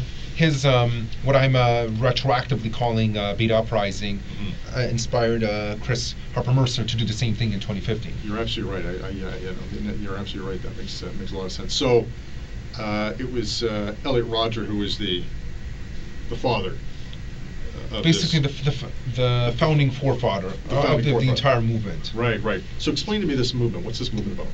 It's basically a movement of angry incels, such as myself, who are unable to get laid. Therefore, we want to overthrow the Chads, which would force the Stacys to be forced to reproduce with the incels. Right, right. Okay. When you say incels, involuntary celibate.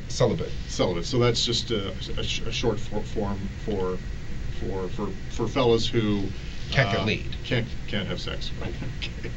And what happened in the Elliot Rodgers uprising? What did he do? I know he used a gun as well as a vehicle to convert the life status of certain individuals to death status. Right. Only to carry the message that incels can't be oppressed. Right, right. So it was an act of rebellion. Yes. And it was out of frustration and anger. You could call it an incel rebellion. Incel rebellion, exactly. Right. Yeah. Okay. And how many lives were converted from living to dead? 6. 6 in total. Okay. And he used a vehicle in that as yes. well. As part of the process of converting these lives. Yes. And was anything else? Did he do anything else? I know he used a knife right. for his first 3 murders. For his first 3 murders. Okay. All right. And then what about Chris Harper Mercer? What did he do?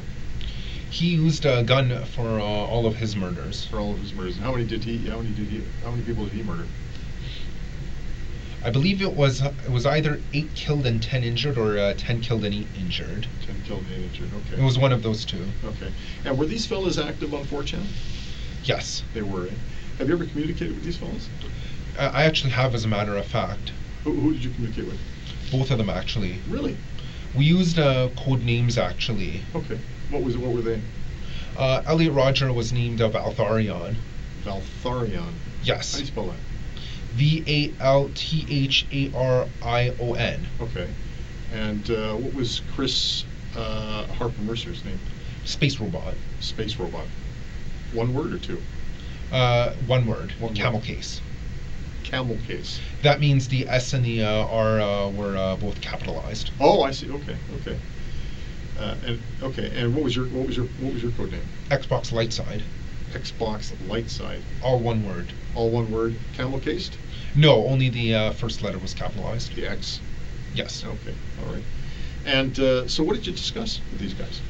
We discussed our frustrations at society and being unable to get laid, and we were plotting a certain timed strikes on society in order to confuse and shake the foundations, just to put all the normies in a state of panic. Okay, and who would be a normie? Normie means normal people. That would be anyone who is considered to be normal by the unfair standards of society. But not the Chads or Stacys. Chads and Stacys are actually above normies, or at least they think they're above normies. Of course, yeah. Okay, all right. So is it fair to say you've got Chads and Stacys up here, normies down here, and then you've got celebs who believe that they are being repressed? Incels, sorry. Yes. Incels who believe they're being suppressed or repressed, yes. and so as a result, to even the playing field. Yes. They convert the Stacys and Chads from living to dead, and to make so that we come out on top. Yeah, more than so. Is there so the targets? Who would the targets for this uprising be? All of the alpha males. All the alpha males. So the Chads. Yes. So those are the people that you want to kill. Yes. Okay. All right. And who else? Any any of the Stacys who do not wish to give their love and affection to the incels. So they're a target as well. Yes. To be killed. Yes. Okay, and what about the normies? Normies. Yes, we don't necessarily wish to kill the normies, but we do wish to subjugate them in order to make them understand that that our type is the more superior one. Right. So when you say subjugate, what do you mean by that? Meaning either imprison them or put them in a lower position in society. Okay. So that they acknowledge the incels or the Pepe the Frog types as the more superior ones. So you're saying things that I'm not familiar with. Sorry. What's a Pepe the But Frog? he's a mascot on 4chan. He's a mascot? Yes. Oh, mascot on 4chan. Yes. And I was using a metaphor. Oh, okay. Yeah. So he's actually worshipped quite frequently. Oh, okay. All right. So going back to the conversation with Chris and Elliot, you're talking to these fellas now. When are you having these conversations? When do these conversations start taking place? Before, obviously before their massacres, because they're both dead now. Right. Okay. And then once you learned of so it was Elliot who was first in 2014. Yes. So what did you and Elliot talk about? I find you very interesting. I do, and I find this fascinating. But I want to make sure I don't go too fast.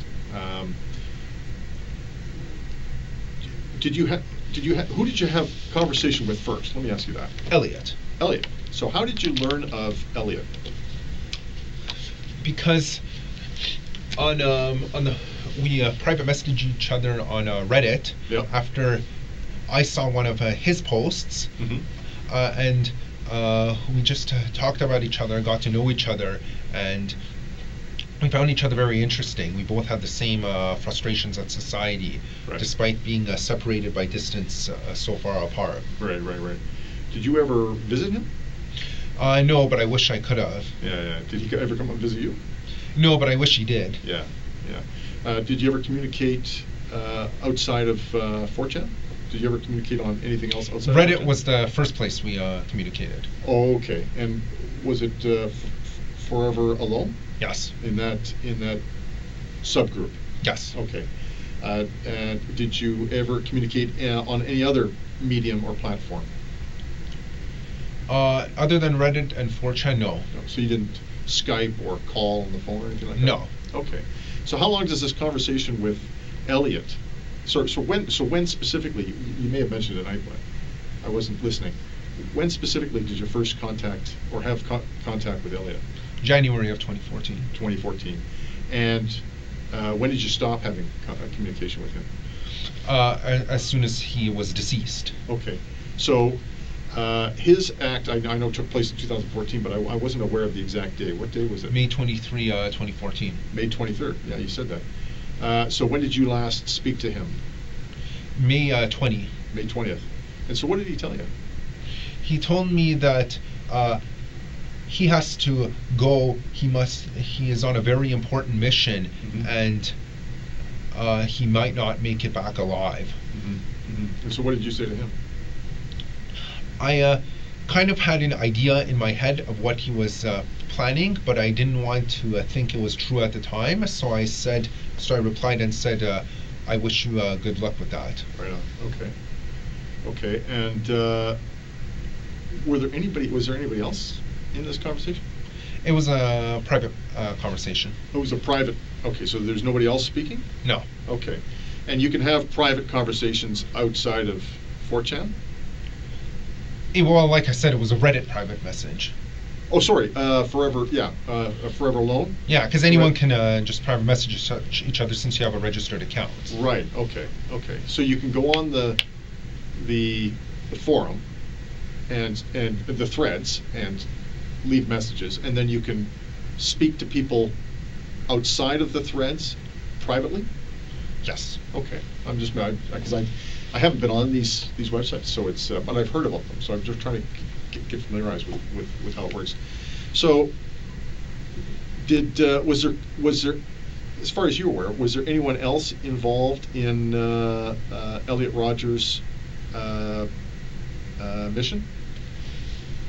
I believe that he told me that other members of 4chan were giving him encouraging support so that he would have the courage to start his rebellion. Right, okay. And so you last speak to him on March 20th. May 20th. May 20th, 2014. Yes. He commits his acts on the 23rd of May. Yes. And when did you learn that what he had done? I saw it on the news later that night. Later on the 23rd? Yes. Okay, and what did you think? I thought that I came to the understanding that this is the mission that he had to carry out. Okay, all right. And anything else? I felt kind of proud of him for his acts of bravery. Okay, all right. And what about how you started to change your thinking? Was any of that going on? I was starting to feel radicalized at that time. You were, okay. And when you say radicalized, what do you mean by that? Meaning I felt it was time to take action and not just sit on the sidelines and to just fester in my own sadness. Right on. Okay. All right. And so, this is starting. This is a process. It's not something that just. I mean, the day that you realized that you were a celeb was the day that you were ridiculed by these girls at this party. But, on Halloween of 2013. Right. But then, as you got to know Elliot, and then understanding his mission and what he had done, you began to become radicalized in terms of your thought process. Yes. Okay. And so, what takes place next as part of this growing radicalization? To be honest, the planning didn't occur until about a month ago. Most of it was actually just thinking and daydreaming. Okay, all right. So the thinking and daydreaming, when did that start? That started about a month after the rebellion in May of 2014. Okay, so I mean, so in June I started thinking about this stuff. And then that continued right up till about a month ago? Yes, which is when I booked the van with the rider in order to use as a tool for rebellion. Okay, all right. So take me through that process. What was going through your mind, and what were you thinking when you were doing all of this? What was going on? I was thinking that it was a time that I stood up to the Chads and Stacys. Okay. And then, so what happened? So tell me what takes place. So I booked the van. Yep. And then I just simply wait until today. Yep. And then I go rent the van, and then I drive it, take it downtown to Toronto. Okay. And I just start using it as a weapon. Okay, all right. And so when you say that, what do you mean by that? Meaning the vehicle collided with several pedestrians, some of who are no longer alive as a result. Right, okay. Okay, and so that's a lot of information. Take me back to a month ago. You said this is when this whole planning started? Yes. Okay, so about a month ago, where were you at that point? I was at Seneca College, and I decided to phone Ryder and book either a truck or a van with them. And they had a 10-foot van available, Mm-hmm. so I figured that this is perfect. Mm-hmm. I can it's big enough to have an effect, but not too big that I can't maneuver with it.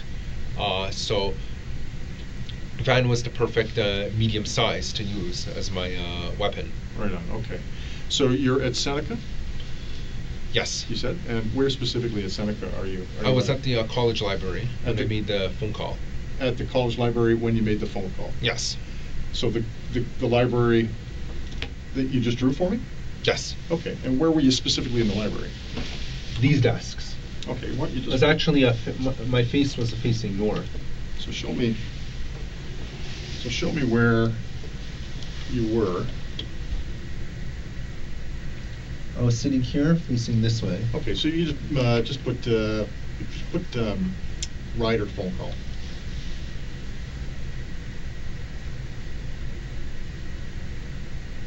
Okay. So you're sitting there, and this is about a month ago. What day specifically is this?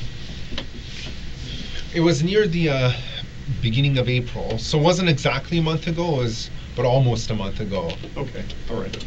So you're at your desk, and what time of day is it? Midday. Midday, and you said you made a phone call? Yes. And how do you make that phone call? By Googling the rental number for the nearest rider location. Okay, and how do you Google the? I just simply said rider rental locations on my laptop. On your laptop. Okay, so when you say on your laptop, were you using a school computer? No, actually, I was using a Windows computer. Because I know I said before I have a Mac, but I also have a Windows which I take to school just because I don't want the Mac to get damaged. Oh, okay, so you've got two laptops. Yes. Oh, okay. What's your other laptop? The Windows. Yeah. Mac and Windows. Yeah. No, I guess is it? I mean, what's the name of the actual laptop? The make? It's a Lenovo. Lenovo. Oh, I see. Okay. And what color is that? Black. Black. And where is that in your bedroom?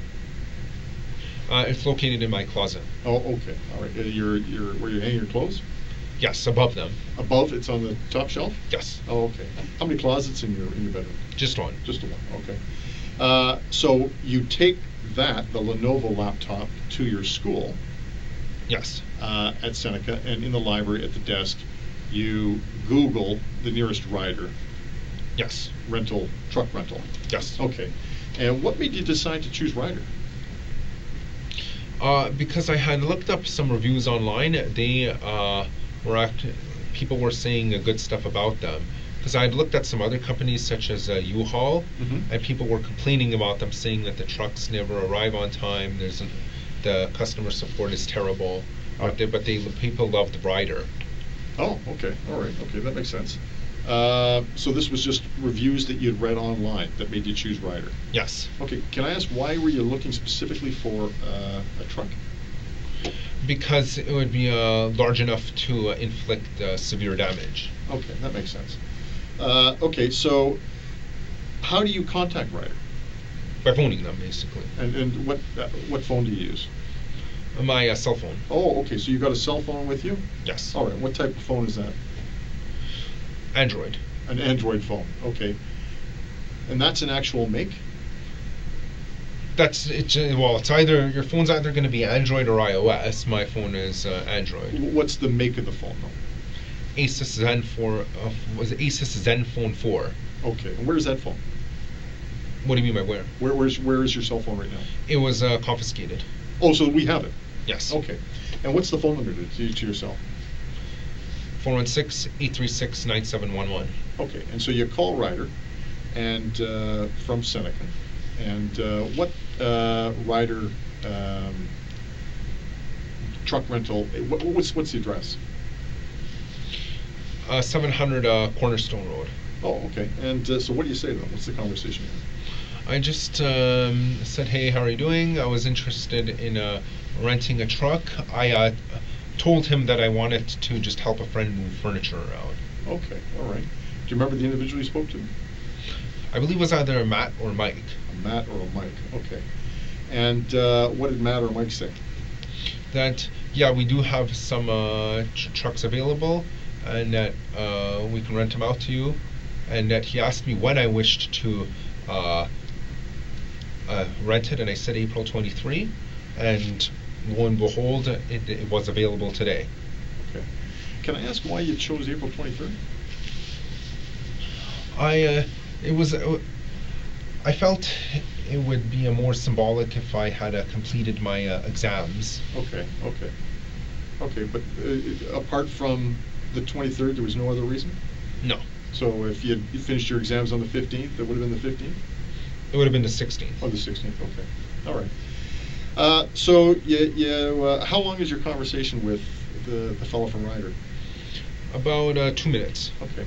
Because it was fairly quick. Okay, all right. And then what happens? So you made this phone call. Sorry, let me ask you this. Did you reserve the truck? Yes. Oh, you did? Okay. And what did you tell him in terms of reserving? How was that going to take place? I said that we agreed that I could just simply pick it up. Okay. Did you have to give a deposit or anything like that? Yes, I had to give. It was about a $400 deposit when I arrived at the location. Okay, but that's not till later. Correct. Okay, so you just reserved the truck. There was no requirement for you to give any type of credit card or form of payment? Correct. Okay. So you reserved the truck, then what happens? Then I simply record the reservation, and then I go on that day to pick it up. So nothing happens for approximately 1 month? Correct. So you're not thinking about this, or? I am thinking about it, but I didn't okay. need to make any further preparations. Okay, so what are you thinking about while you're waiting to make these preparations, or waiting to rent the truck? The uprising. I was thinking that I would inspire future masses to join me in my uprising as well. Okay, all right. And how are you going to do that? I was going to tell people on 4chan beforehand. Okay, all right. And did you do that? Yes, I did. I did a 1 day in advance. Oh, okay, all right. So, did you actually go onto 4chan? Yes. And post messages? Yes. Okay, and what name did you, or they're anonymous, you said that? Yeah, is that right? That's the default. If you don't specify a name, it's going to say anonymous. Okay, did you specify a name? No, it was anonymous. Okay, so it was anonymous. Okay. Yes. And what time did you go onto 4chan? Approximately at 3 p.m. yesterday. 3 p.m. yesterday, okay. And what specifically did you say? I was using a code language to avoid detection by the authorities. I stated that there will be a beta uprising tomorrow. I encourage others to follow suit. Okay, okay. And did you post on any other mediums? Media. Any other media? No, just 4chan. Just 4chan. Okay. Did anybody reply? Yes, quite a few people were congratulating me because I suspect they probably knew what I meant by what I said. Okay. And in fact, I remember there was one poster who said he was from Edmonton and he would be planning a similar uprising in November 15 of this year. Of this year, okay. Okay, and what specifically did he say in terms of what he was He going to said, hey, thanks, man. You've given me great inspiration. Okay. November 15, Edmonton, the continuation of the rebellion. Okay, okay. Those are his words. Okay, I understand, okay. And so that was the one thing you did to, as you were thinking about this and planning. What else were you doing? While I was finishing up my schoolwork as normal. Yeah, okay, all right. As I still have to worry about my schoolwork. Right, of course. Anything else? No, nothing out of the ordinary. So, in terms of your, in terms of the time that you spent thinking about this over that month, if you were to break it down into a percentage. I would say 80% of the time was spent thinking about it, even while I was doing other activities. You were thinking about. I was very preoccupied with it. Very preoccupied with it. Okay. And in this thinking, what were you thinking specifically? About how the foundations of the world would be shooken by this event. Okay. And when you say that, what do you mean by the foundations of this world? Meaning that I was fairly confident that others would be inspired to repeat the same actions as me, in basically just to overthrow society. Okay. Okay. And so this, sorry, is there any other thought process going on? That was pretty much the main thought process. Okay. And okay. So then it comes to today or yesterday, the 23rd, right? Because I guess midnight's already passed. Yeah, exactly. So it was yesterday. So walk me through your day. You get up in the morning. What time do you get up? At about 7. About 7 o'clock? Okay, and then what do you do? I have breakfast, I brush, Mm-hmm. nothing unusual. Right. And then what happens? I check my emails, just to see if there's any school-related stuff or anything that, such as job offers, anything like that. Mm-hmm. And then I'll go for a walk around the neighborhood. Mm-hmm. And then I went to the rider location Mm-hmm. yesterday, Mm-hmm. and just took the van Mm-hmm. and brought it out to Toronto, and then I committed this rebellious act. Okay, all right. So you get up around 7? Yes. Okay. You said you have some breakfast? Yes. You brushed? Yes. Okay. You go on your computer? Yes. What computer were you on? Mac. The Mac. And you said you checked some emails? Yes. Did you get any emails that related to this? No. Did you send any out in relation to this? No. Okay. So you're on your computer. How long are you on your computer for? I'm on there for several hours a day. Okay. Just because mainly, since I'm a software developer anyways, I would have to use my computer anyways. Right, okay. And then from there, you go for a walk? Yes. Okay. Now, where do you go for a walk? Around the neighborhood. You just walked around on foot? Yes. Okay. When do you leave the house? Usually at about 8 a.m. after I've already finished breakfast and have brushed and everything. Okay. And so you leave the house at around 8 a.m. and you just walk around the neighborhood? Yes. And what are you thinking about as you're walking around the neighborhood? I'm just thinking about life. Okay. Is your focus on your mission at all or anything like that? Sometimes, but although to be honest, I'm not thinking about it 100% of the time. Okay. Sometimes I just try to, when I walk, I just try to clear my thoughts. Okay. All right. Were you conscious this morning, though, that today was the day that this was going to Yes, happen? I was very aware of it. Very aware. It was Okay. very pressing on my mind. Very pressing. Okay. So how long are you outside of the house? Usually my walks are about half an hour to an hour. So is it fair to say that's how long you were out today? Yes. Okay. And from the time you get up to the time you leave the house, do you have conversation with anybody? You mean just yesterday on April 23rd? Yeah. No. No. Okay. And when you're outside, do you speak to anybody? No. Are you chatting with anyone on your phone during this time at all, or anything No. like that? No. You're not messaging on 4chan or anything like that? I did post a Facebook message right before the attack, Okay. stating that the incel rebellion has already begun. Okay. And okay. All right. Posted it with my phone. Okay, so let's just work up to that. So now you've gone for a walk. It's pressing on your mind, this attack. You come back home about 45 minutes to an hour later. So what time is that? I would say that would be approximately 9. 9 o'clock? Yes. Okay. And then what do you do? Then I just I sit back. I sit on my computer, just play some random browser games until it's time to leave. Okay, and so what computer are you on? Mac. Mac. And what browser games are you playing? What do you mean by that? Just random games on the internet. I was actually playing City Jumper. It's a very old game. Okay. It's I just wanted to pass the time until I left. Okay. And so while you're playing this game, do you have a particular time in your mind that you're going to do this? Well, the truck rental was or van rental was at 1 p.m. Okay. So, and I already had a Google Maps route planned. I left the house at 11:25. I took the bus to the rider location. Okay, so you're at home. I just want to make sure I'm clear as to what was going on. So you're at home, you're playing some online video games. Yes. You knew that the truck rental was at 1 o'clock. Yes. So you leave the house at 12:25? Yes. Okay. And how do you leave the house?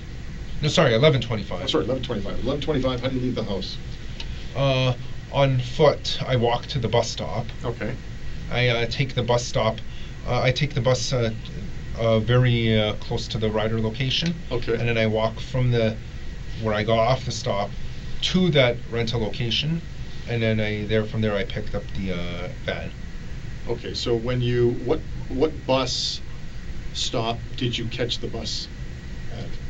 I went on 85C westbound at my house, and then I transferred to another bus, which unfortunately I don't remember the number because I've only used that.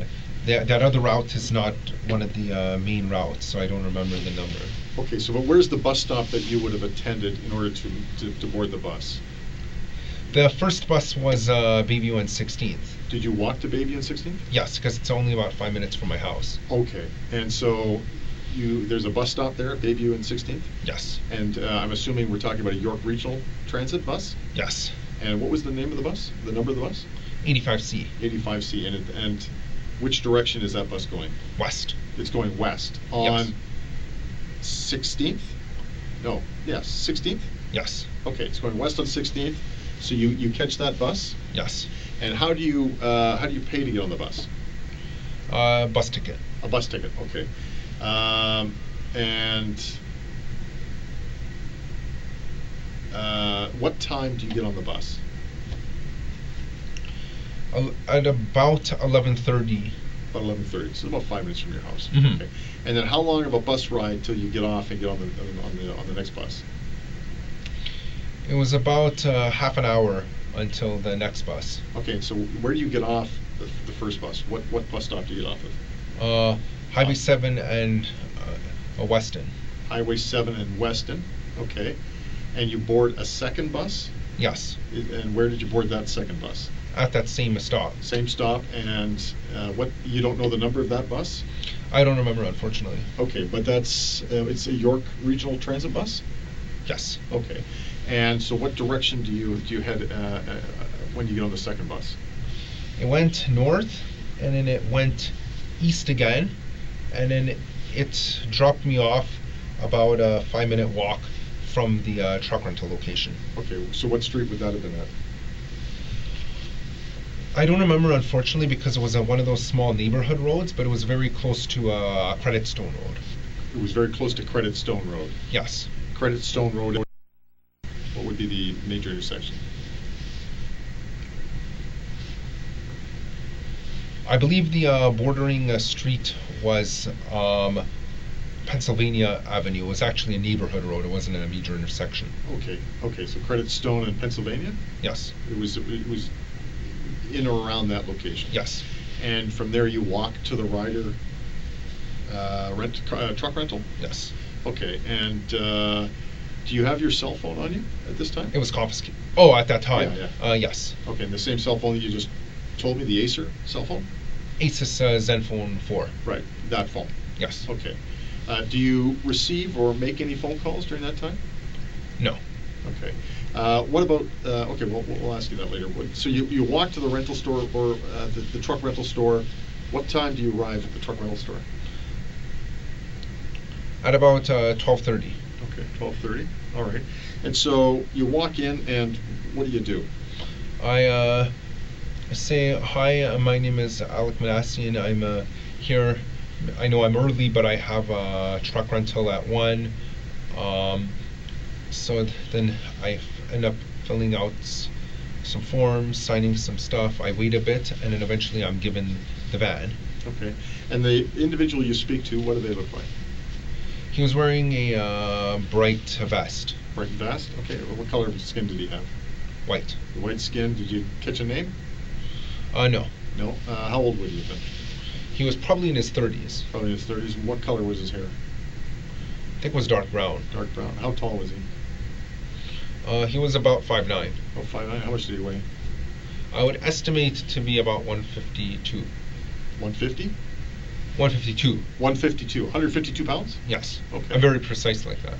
Okay, that's good. Okay, and so in terms of his build, how would you describe his build? It was kind of lean but slightly muscular at the same time. Oh, okay, all right. What about facial hair? He was clean shaven. Clean shaven. Okay. Any other distinguishing characteristics about him that would center him out from anyone else? None in particular. Okay. So sorry, what do you say? You're there early, but you want to know if this truck is available? Yes. Okay. And in terms of the trucks, did you have? Were you given a choice of trucks? I was given a choice when I was making the phone call earlier this month. Right. So I chose the 10-foot one. Okay. And although it's actually a van, but it's sometimes being referred to as a truck during the rental. Right. Right. I'm assuming there were various sizes of trucks, vans available. Yes. Okay. Was the van the largest? No, it was actually quite small compared to the actual trucks. Okay. So why did you choose the van? Because it was larger than a car, therefore large enough to be effective, but not so large that it made maneuverability hard. Oh, I see. Okay, that makes sense. And when did you come to that realization? I was thinking about it before before I made the phone call. I was thinking I need something powerful enough to be effective, but like I said before, and small enough that it's maneuverable. Okay, so you were thinking about that before. Was this when specifically did this thought process come into your mind? About 2 days before I made the phone call. Okay. So is it fair to say you reserved a larger truck, but then when you went into Ryder, after thinking about the logistics of your mission, you changed? The van that I used was what I rented. Oh, okay, all right, okay, okay. So you're at the counter, you rent the van. What does the individual, the salesperson say to you? Well, he just asks me if I have my driver's license. He asks me for a credit card. Right. I use it. The card gets approved, and then he says, "Okay, wait here. I'm gonna get the van for you." And then about 10 minutes later, he has it for me. Okay, so you produced your Ontario driver's license? Yes. Okay, and what type of credit card do you produce? Visa. And what banking institution does it? TD. So it's a TD Visa. Is it a particular brand of TD Visa? Does it have a particular? No, it's just simply a TD Visa. Just a simple TD Visa. Okay, and I'm going to ask, do you know the number of your Visa card? I don't remember it. You don't remember, okay. But it's in your name? Yes. Okay, so the fellow behind the counter takes your identification and the Visa card. Presumably he charges you for the rental? Yes. Okay, and how much was the rental?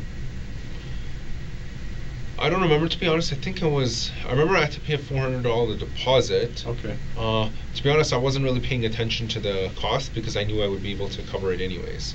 Okay, all right. Did you sign any documents? I signed on a tablet. Okay, all right. Were you given any type of receipt? Yes, in fact, I put it inside a folder, which was in the van, which I'm assuming has probably been confiscated, as the van was probably searched. Right. And so, where was the receipt in the van? Inside some folder. Oh, I'm sorry. Okay, it was next to the steering wheel near the coffee cup holders. Okay, all right. Same place where my phone and wallet were. Okay, all right. So you've now paid for the van. You've signed for it. You've been given a paper receipt. And then what happens? Then as I said before, he tells me to wait as he's getting the van, and so I wait about 10 minutes. Okay. And then he brings the van, and then I go into it, and then I take it downtown to Toronto, and I start using it. Okay, so when you're presumably the van gets pulled up in front of the entrance, is that? Yeah, he pulled it up next to the building, and he made it ready to be able to easily exit out. Okay, and so do you do an inspection of the van to make sure that there's no damage you're going to? No, I didn't bother because the van didn't appear to be damaged or anything like that. Okay, so he gives you the keys? Yes. Okay, and what do you do at that point? I drive off. Okay, and what route do you take? I drove down Cornerstone, Credit Stone, until I reached I believe, Highway 7. Okay. Then I went east on Highway 7, and then I took the ramp to Yonge, and then I went south on Yonge until I reached the attack location near Finch. Okay. So what direction are you traveling on Creditstone? South. South, and then you go west on... No, east. Sorry, east on Highway 7. On Highway 7? And then I take that ramp to Yonge. Okay. And then on Yonge I continue south. Okay. So when do you leave Ryder? I wasn't looking at the time when I left, but I know I received the van before 1 p.m., although it was, the booking was actually scheduled for 1. Okay. All right. And how long does it take you to get from Ryder to Yonge Street? I went to Yonge? To the beginning of Yonge? To the beginning of the attack. Oh, to the near Yonge and Finch. Yeah. I would estimate about 20 to 30 minutes. 20 to 30 minutes. Now, what are you thinking while you're in the van? I'm thinking that this is it. This is the day of retribution. Okay. And anything else in your mind? Just that. That's Okay. that's the only thing that's in my mind. It's just burning in my mind. Burning in your mind. Yeah. Okay. And so let me ask you this, because this is really interesting. Why do you choose Yonge and Finch? I didn't choose Yonge and Finch in particular. I was driving down Yonge because I knew it would be a busy area, Mm-hmm. and then as soon as I saw there were pedestrians, Mhm. I just decided to go for it. Okay. And so, where specifically were you, in terms of your specific location? Where were you when you just decided to go for it? I was at some traffic lights. Okay, where?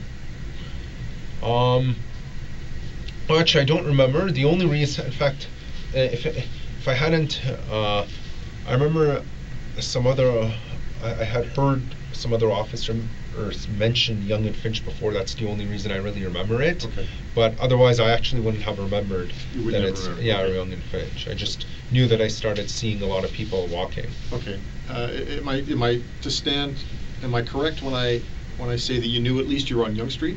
Yes. And you knew that you were... Because I specifically chose it beforehand. Because that's why. Because I even looked for that ramp from Highway 7 to Yonge. Right. Okay.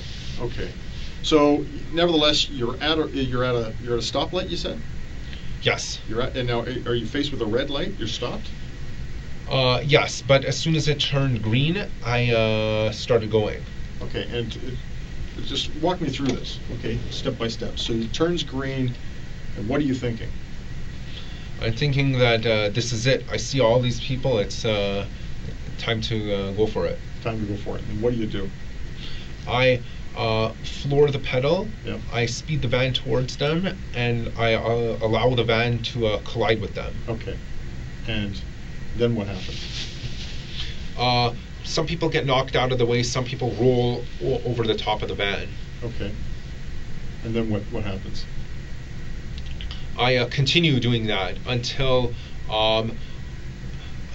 in fact, actually, to be honest, the only reason I stopped my attack was because someone's drink got splashed on my windshield, and I was worried that I would crash the van anyway, so I decided, okay, now I wanted to do more, but I've kind of been foiled by a lack of visibility. So then that's when I turned right, and I saw the cops approaching, so I decided to pull over and get out of my van. Okay. How long do you travel from the moment that you decide this is it, the light turns green, and you mount the sidewalk, is that right? Yes. To the time that you stop? How long in terms of a distance would that have been? About 2 or 3 traffic lights. 2 or 3 traffic lights. Okay. So you turn right at what street? I don't remember which street. I wasn't paying attention. Why do you turn right? Because there wasn't any convenient place to stop at Yonge, and like I said, that there was a lack of visibility on my windshield. I could hear the cops coming anyway, so when I turned right, there was a convenient place to pull over on the sidewalk. Okay. Okay, and so you're now, you physically stop your vehicle. Yes. You physically stop. So you end the assault. Yes. Okay. And you end it because you can't see, Yes. and you knew the cops were coming. Yes. Okay, and so then what happens at that point? I see a patrol car pull over, and I hear the cop screaming at me to get out. So I get out, and I point my wallet at the cop with the intent for it to be confused with a gun, so that I could be fatally shot. Okay. And was that something you were thinking about? Yes. I know. I mean, what I'm saying is, Even beforehand, I premeditated as an attempted suicide by cop. you wanted to be killed by the police. Yes. Okay. Can I ask why you decided to equip yourself with a wallet and not something else? I was worried. I was thinking about purchasing a toy gun, Right. but I was kind of paranoid that for whatever reason, the rental company would ask to see my pockets or any bag if I chose to bring that. So I decided to go as stealthy as possible so no one suspects anything. Okay, all right. Nevertheless, you get out of the van, the officer correct me if I'm wrong, because I want to make sure I get this right. You get out of the van because the officer orders you out? Yes. Okay. And you want to die by suicide by police, so you point your wallet at him? Yes. Okay, and do you say anything to the officer? I actually told him that I had a gun in my pocket, which was untrue. Right. Then twice I stuck my left hand in my pocket and attempted to do this just to provoke a reaction. Okay. Unfortunately he didn't react. Right. So then I ended up being ordered to the ground. So I knew at that point he's not going to shoot me. So I've lost. So I had no choice but to just get on the ground. Okay, so just walk me through this step by step, because I'm a little confused. So you get out of the van, you turn right, you can't see, you hear the police, you know they're coming, you see the police officer approach, you stop your vehicle, you realize this is the end. He orders you out, you get out of the van. Yes. Now your plan was to die by suicide by cop. So you said you reached into your pocket twice. Well, actually, originally I the entire time I was holding my wallet with my right hand, but then when I saw that wasn't working, I reached into my pocket with my left hand and quickly pulled it out and formed my hand into the shape of a gun like this. Okay. With the hope that he would panic and shoot me. That, of course, didn't happen. Okay. And how many times did you do that? Twice. With your left hand? And all the while you had your wallet with the other hand? Right hand. Okay.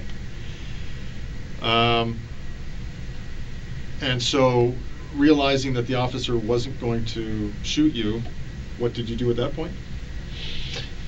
I realized I had no choice but to get on the ground, because I was probably going to be tackled anyways or tased, and if I'm going to live, I'd rather not encounter a physically painful experience. So I decided I have no choice but to admit defeat at that point. Right. Okay. And so when you say admit defeat, what did you do?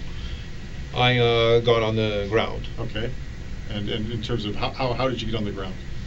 Well, I turned around, I got on my knees, and then I got on flat on the ground. Face down? Yes. Okay. And then what happened? Then he put his knee in me, on my back, Okay. and then he handcuffed me. Okay. And another officers arrived and pinned me down as well. Okay. All right. And then from there, you were placed in the car, and we already talked about that. Yes. Okay. That's quite an experience. That is quite a... Not the usual everyday experience. No, it's not. No, it's not. Did I miss anything? I believe that's everything. Alec, I thank you for talking to me. I really do. I really appreciate that. You've given me some insight. And I appreciate it too. How are you feeling right now? I'm feeling good. Okay.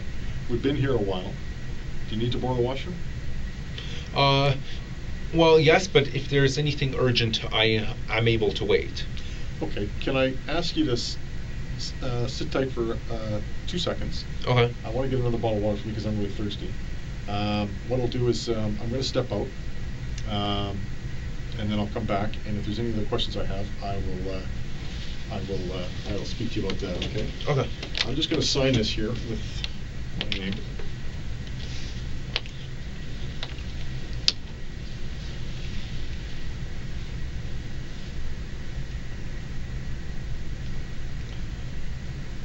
And it's the 24th now, isn't it?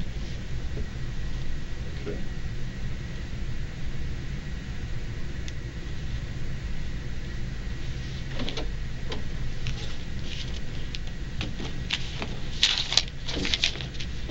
Okay, sit tight, I'll be right back. Sure.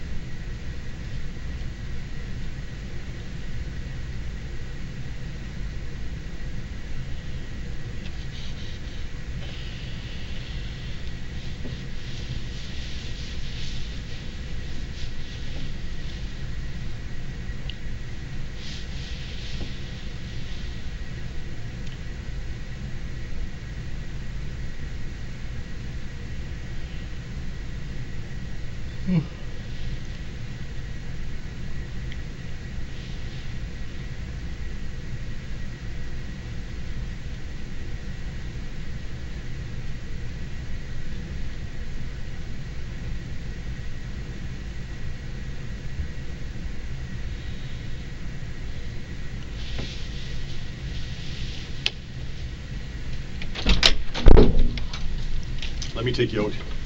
Just use the washroom and then we'll be back. Should I leave this here, or am I allowed to take it with me? No, you'll leave it here because Okay. we're going to come back. Okay. I just got to put the arm on here. Yeah, I understand. There we go.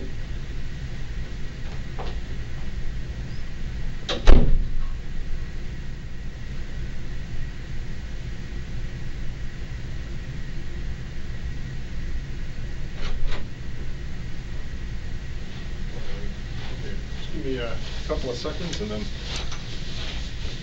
put a seat there. Right back. Do you want anything to eat? I'm good. Thanks for the Sure. offer. Okay. I'll be right back.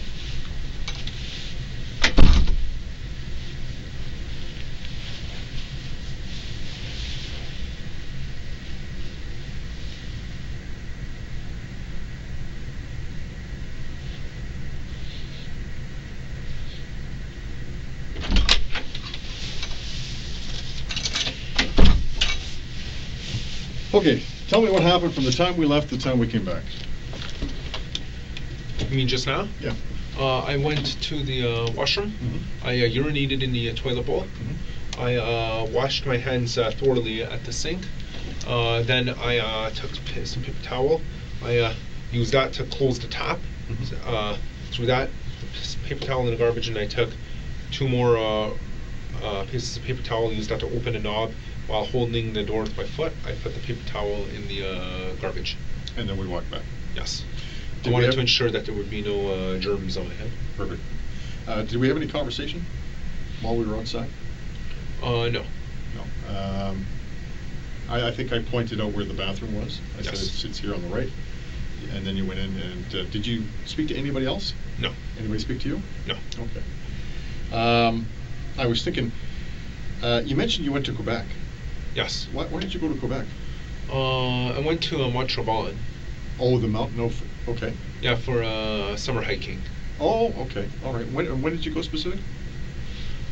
I've gone a few times in the past. Okay. And why Mount Tremblant? Because I'd heard it's a good place for hiking in the summer. Is that something you like to do as a hobby? Yes. Do you like to hike? Yeah. Okay. Who did you go with? I don't wish to specify. Okay. How long were you there? Just for a weekend. Okay. All right.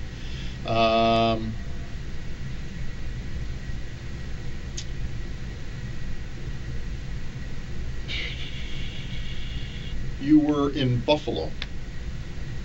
I understand. I don't recall ever being in Buffalo. You never recall going to Buffalo? No. My understanding is you traveled to Buffalo, and you traveled to another U.S. state. I have been to Chicago and Boston, San Francisco, and LA. Okay, all right. Okay, when did you go down there? San Francisco and LA were Christmas of 2003 and 2013. Mm-hmm. Chicago was winter of, Christmas time of 2007. Mm-hmm. Boston was May of 2012. Okay. What was the reason to go? What was the reason for going to the U.S.? Just vacation. Okay. Did you go with the family? Yes. Okay. Can I ask what religion you are? I'm not of any particular religion. You don't follow any denomination? I'm atheist. You're atheist? Oh, Yes. I see, okay. Can I ask what religion you were raised? I wasn't raised with any religion. Oh, okay. Fair to say your parents aren't religious? Yes. Okay. Okay. So you don't have any religious ideology or No. Particular religious faith or following of any kind? Correct. Okay. Did you go to your prom? No, I didn't. You didn't go to your high school prom? No. Okay. Have you ever had a girlfriend? No. Okay. Can I ask you something? It's personal, but I understand. given what you've told me, I believe it's relevant. Have you ever had an intimate relationship with a woman? Unfortunately, I haven't. Okay. Is that something you would want to do? Yes. Okay. All right. Can you tell me why it is that you haven't had an intimate relationship with a woman? I feel it's because I'm too nice. Mm-hmm. Okay. All right. Have you made attempts, or I should say, have you made attempts to have an intimate relationship with a woman? Yes, I did ask a girl out once, but she rejected me. Oh, okay. And where was that? That was in 2012. 2012. So it was before the October Halloween of 2013? Yes. Okay. And did that leave you with, how did that leave you? I felt crushed at that point. Okay. I'm talking about the 2012 incident with the girl. Yes. Oh, okay. All right. Alek, remember when we talked about telling the truth? Yes. And I asked you that, if you were going to tell me your side of the story, which you did, and I appreciate that. Has everything you told me been the truth? Yes. Okay, because I'm going to be honest with you. There's one aspect of your story that doesn't corroborate with the information we have. Okay, there's one piece to your story that is inconsistent with what we know. Would you care to guess what piece that is? I can't think of the inconsistency.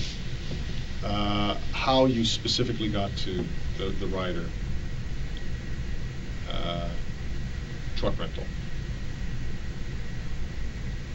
If I was to suggest to you that we received information that somebody dropped you off there, would I be right?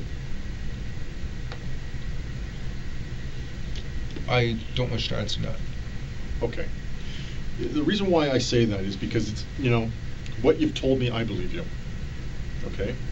But, I asked you to tell me I asked you at the beginning to tell me the truth. That if you were going to talk to me, all I wanted was to be from the heart, which it was, and to be the truth. Which I believe the majority of. Okay? So what I'd like to do is at this particular juncture, if there's a portion, I'm not asking you to reveal anybody or names, okay? But if there's a portion of your statement that is not true, okay, I'd like to know. Because it's important. It's about the truth. You're very forthright up front about what's happened. But it's important that we get the truth. Okay? I'm not asking for names, all right?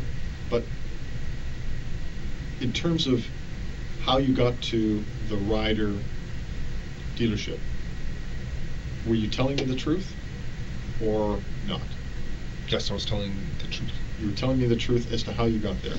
Yes. You're not lying? No. So in other words, the truth is you caught the bus? Yes. The truth is that you did not get dropped off by somebody? Correct. Why is it that we would receive information? Sorry? I can't think of a reason why. I'm going to be straight up with you. Your dad has told us that he dropped you off at a Starbucks coffee shop earlier today, or earlier yesterday. Yes, that is what happened. Okay. So why wouldn't you tell me that? Because I was worried that you would think he was an accomplice. Okay. I don't. He was not aware of this. Okay. And I believe you. I believe you when you say that. Okay. I want you to know your dad's not in trouble. Okay. And we're not looking at your dad as being an accomplice. Okay. You have my word on that. Okay. But what's important, Alex, is that I get the truth. Okay. We don't believe that your dad is an accomplice. Okay. I'm not going to lie to you. Okay. Your family is not in any kind of trouble. Okay. But I need the truth. Okay. So let's go back. You said you got up in the morning. Yes. Okay. What time did you get up in the morning? I believe it was at about 7. Okay. Now, you told me what happened. Yes. Was all of that the truth in terms of getting up, having breakfast, brushing? Yes. And then leaving the house around 8 to go for a walk? Yes. And you were out for about an hour to 45 minutes to an hour? Yes. Is that the truth? Yes. Okay. And then you come back? Yes. And then you were playing on video games? Is that the truth? Yes. All right. So from that point, what happens? I am given a ride to the Starbucks location near Highway 7 and Weston. Okay. And then from that point, I walk to the Ryder rental location, and from there I pick up my van. Okay, so if we go back to the York Regional Transit System, we're not going to see you boarding a bus. Correct. Okay, so that was a lie. Correct. Okay, so what did you tell your dad? What did you tell your dad? I told him I was meeting up with a friend. And what's your friend's name? Brandon Levine. Okay.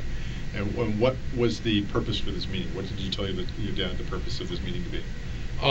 Just to be able to catch up on old times, talk with each other, and chat. Okay, that's what we know. That's what we know. All right. Well, thank you for telling me that. I want to ask you this. Okay, we're not looking at anybody else as being involved in this. Okay. So in light of all of that, is there anything else that you've told me that isn't true? No. Everything else is the truth? Yes. You're being upfront and honest with me. Yes. Okay. While you were planning the attack, starting approximately a month ago, when you were in the planning and deliberation stage, right through to getting arrested. Who did you talk to about this attack? 4chan. 4chan, okay. So what do you mean by that?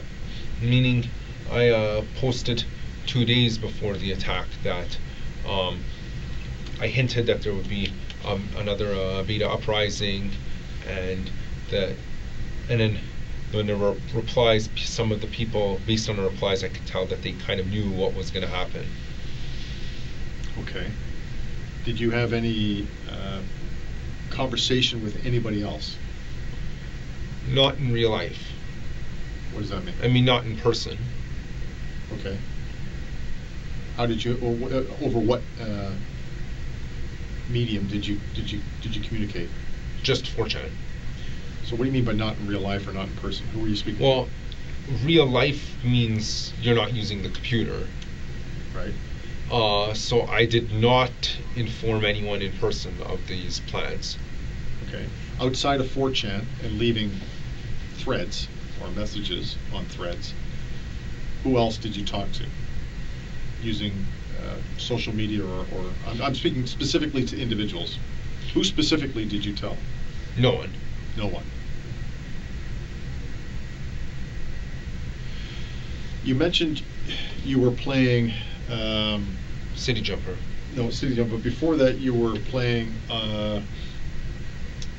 Call of Duty, and you've played Halo, and you've played GTA. Yeah, Grand Theft Auto. How did you play these games? I mean, I know you played them with an Xbox 360. With an Xbox 360. And where's that Xbox 360? I actually no longer have one. I used to have one. Okay. When did you get rid of it? Well, a few months ago the disc tray got jammed, Okay. so that's why we had to get rid of it. Okay, so how did you get rid of it? We just threw it out. Threw it in the garbage? Yes. Okay.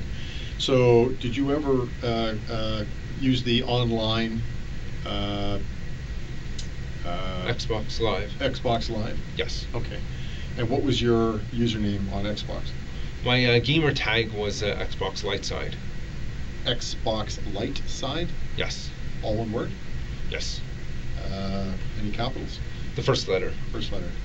And in your conversations with other people online while playing Xbox, or while using Xbox, who did you discuss or talk to about conducting this mission? I didn't discuss it with anyone over Xbox Live. Okay. Who did you discuss specifically with about this mission, using any other type of communication? Other than 4chan? Yeah. No one. No one. So it's fair to say no one knew that you were planning to do this attack? Correct. Okay. I want to talk to you, and this is very important, I want to talk to you about this Edmonton attack that's going to take place later this year. You said it was in what month? November 15, November 2018. 2018. What more information can you tell me about this impending attack? The only information I have is that someone hinted in the as a reply. He simply said that this has. Yeah, I think I know what you mean, bro. This has kind of inspired me. I am planning something similar, November 15 this year. Okay. How do you know it was going to be? A reply. It was a public post. It was a public post. How do you know it was going to take place in Edmonton? Because he said Edmonton. Because he said Edmonton. In the post. So if I was to go on to 4chan, would I be able to see this post? Due to the high volume, the high frequency of posts on 4chan, all the threads get pushed out very quickly. However, it is possible that they get archived on some other website. Okay, and what thread was this under? It doesn't have a name because I left that field blank.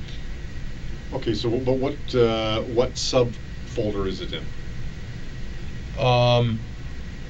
Is it like, There's no subfolders, unfortunately. so, I thought you said that there was right, radical, or Oh, it fell under the category of alt-right. alt-right. Oh, it's in the alt-right category. Yes. Okay, so that's where, if it was to be found, that's where it would be. Yes. Okay. What other impending attacks do you know of? That's the only one I know of. That's the only one? Yes. Okay. Have you had any other discussion with this fellow who's planning this attack in Edmonton? No. No? Who is he? I don't know. It said anonymous. That's the whole point of 4chan. Right, okay. All right. Is there anything else that you can tell me that might help me better understand what's happened here today? There isn't anything else I can offer, to be honest. Okay. Can I ask you to sit tight for a couple seconds? Sure. Thanks, mate.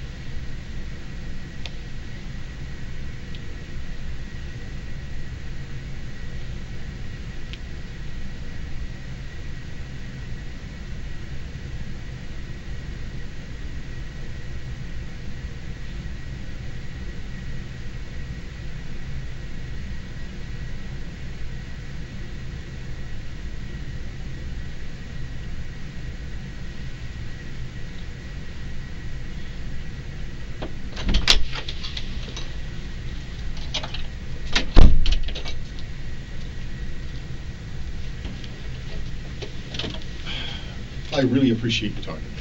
I'm going to be straight up with you. I find you fascinating. I really do. I've never met somebody like you before. And this has been quite an experience for me, as much as I think it has been for you.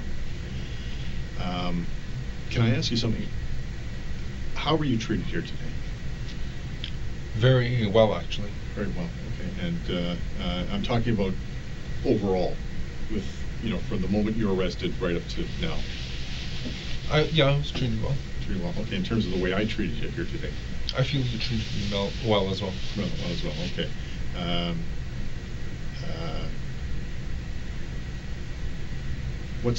What's going to happen here today?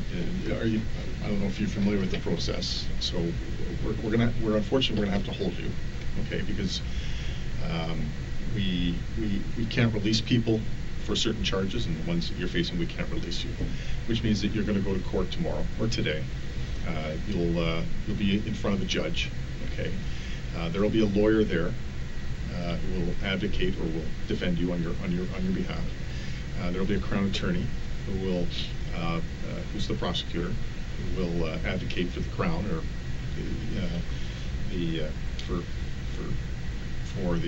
for the Crown, and they will argue in terms of your bail, your release. Okay. Following that, court dates will be set in the future.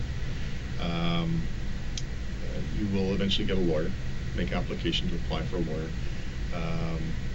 They will receive, your lawyer will receive disclosure from us. They'll get a copy of this video. And then with meetings with the lawyer, you can discuss what it is you want to do, okay? I'm going to ask you this, because it's important. 10 people died here today. 15 people were seriously injured. I think it's important to ask how you feel about that. I feel like I accomplished my mission. You feel like you accomplished your mission? Yes. Okay. If the families of those people who were murdered and who were injured were in this room right now, what would you say to them? I honestly don't know what I would say.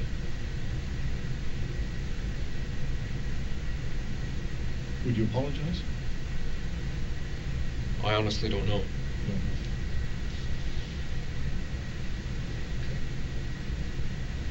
Can we shake your hand? Sure. Thank you very much. I appreciate that. Is there any questions you have of me? I don't have any questions. Okay. If I need to speak to you again, would you be up to that? Yes. Okay. I got to just make sure there's a room available. What I'm going to do is, if you don't mind, can I get you a hangout here? Sure. And I'm going to get an officer to come in here, and he's going to take you back downstairs. Uh-huh. You'll be alone in the room. If you need something to eat, you just let him know. He'll get you something to eat. Use the washroom. You need to lie down, have a sleep, do whatever you want. Uh-huh. You can do that, all right? Uh-huh. Okay, so hang tight. I'll make sure an officer comes in here. Uh-huh.